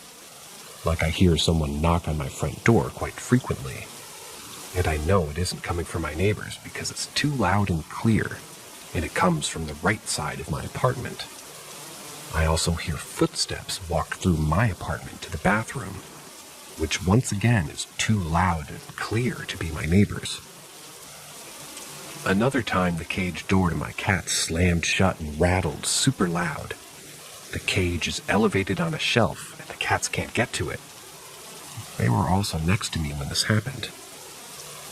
The most recent occurrence, and quite honestly the weirdest, is when in the middle of the night I heard my front door slam shut and footsteps walk across my floor. I know for a fact that it was my door and not my neighbor's because my door gets caught, and so you have to slam it to get it open or closed. Plus, it sounded like it was in the same room as I was. My cats also look up to the ceiling a lot these days and randomly get distracted by nothing. And this is out in the living room as well.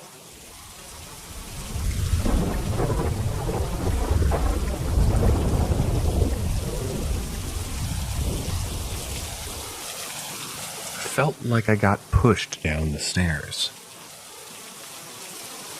Some cash that I had set aside was taken out of a closed drawer and strewn across my floor. Nothing was taken, though. I count it, write it down every time I add or take from it. Then I come home and my fridge magnets are all out of place. I organize them into a heart because I think it's cute. But they were just a jumbled mess. The noises are less common, but louder now. Now it sounds like someone is running toward me every few days. And I constantly have this strange feeling that makes me keep my bathroom door shut, because it just has this awful, creepy vibe coming from it. My older and more intuitive cat is terrified to go in there. He loves sitting with me while I shower or bathe. But since moving in, he struggles getting through the doorway and his tail fuzzes up. Also, some small noises come from my bathroom a lot. It ranges from sounding like breathing to sounding like a faucet is running when it's not. There are also no leaks underneath the sink or kitchen sink, nor are there any cracks in the windows that something could get into. And then, day 2, as I'm making my weekly trash run, it felt like I got kicked down the stairs. I have pretty good reflexes, so thankfully I didn't fall many steps, but I did land pretty harshly on my butt and have a huge bruise there. Like I can barely sit down huge. There's another less big, but still pretty darn big bruise on my leg that only hurts when touched. But still, it felt like someone kicked me in the back of my thigh while I was walking down. There's still a few marks there, but I have quite a few unexplainable bruises across both legs and arms, so I just don't know. I'm not even scared by this, since I do have an amazing price on my rent compared to literally every other person on my street. But it's still a little unnerving. And I'm starting to experience a similar paranoia that I had as a child, like I'm being watched. That's the end of today's stories. I'm trying a different microphone today that might discourage my gecko from screaming into it. I hope to see you next time, and as usual, always a pleasure. See ya.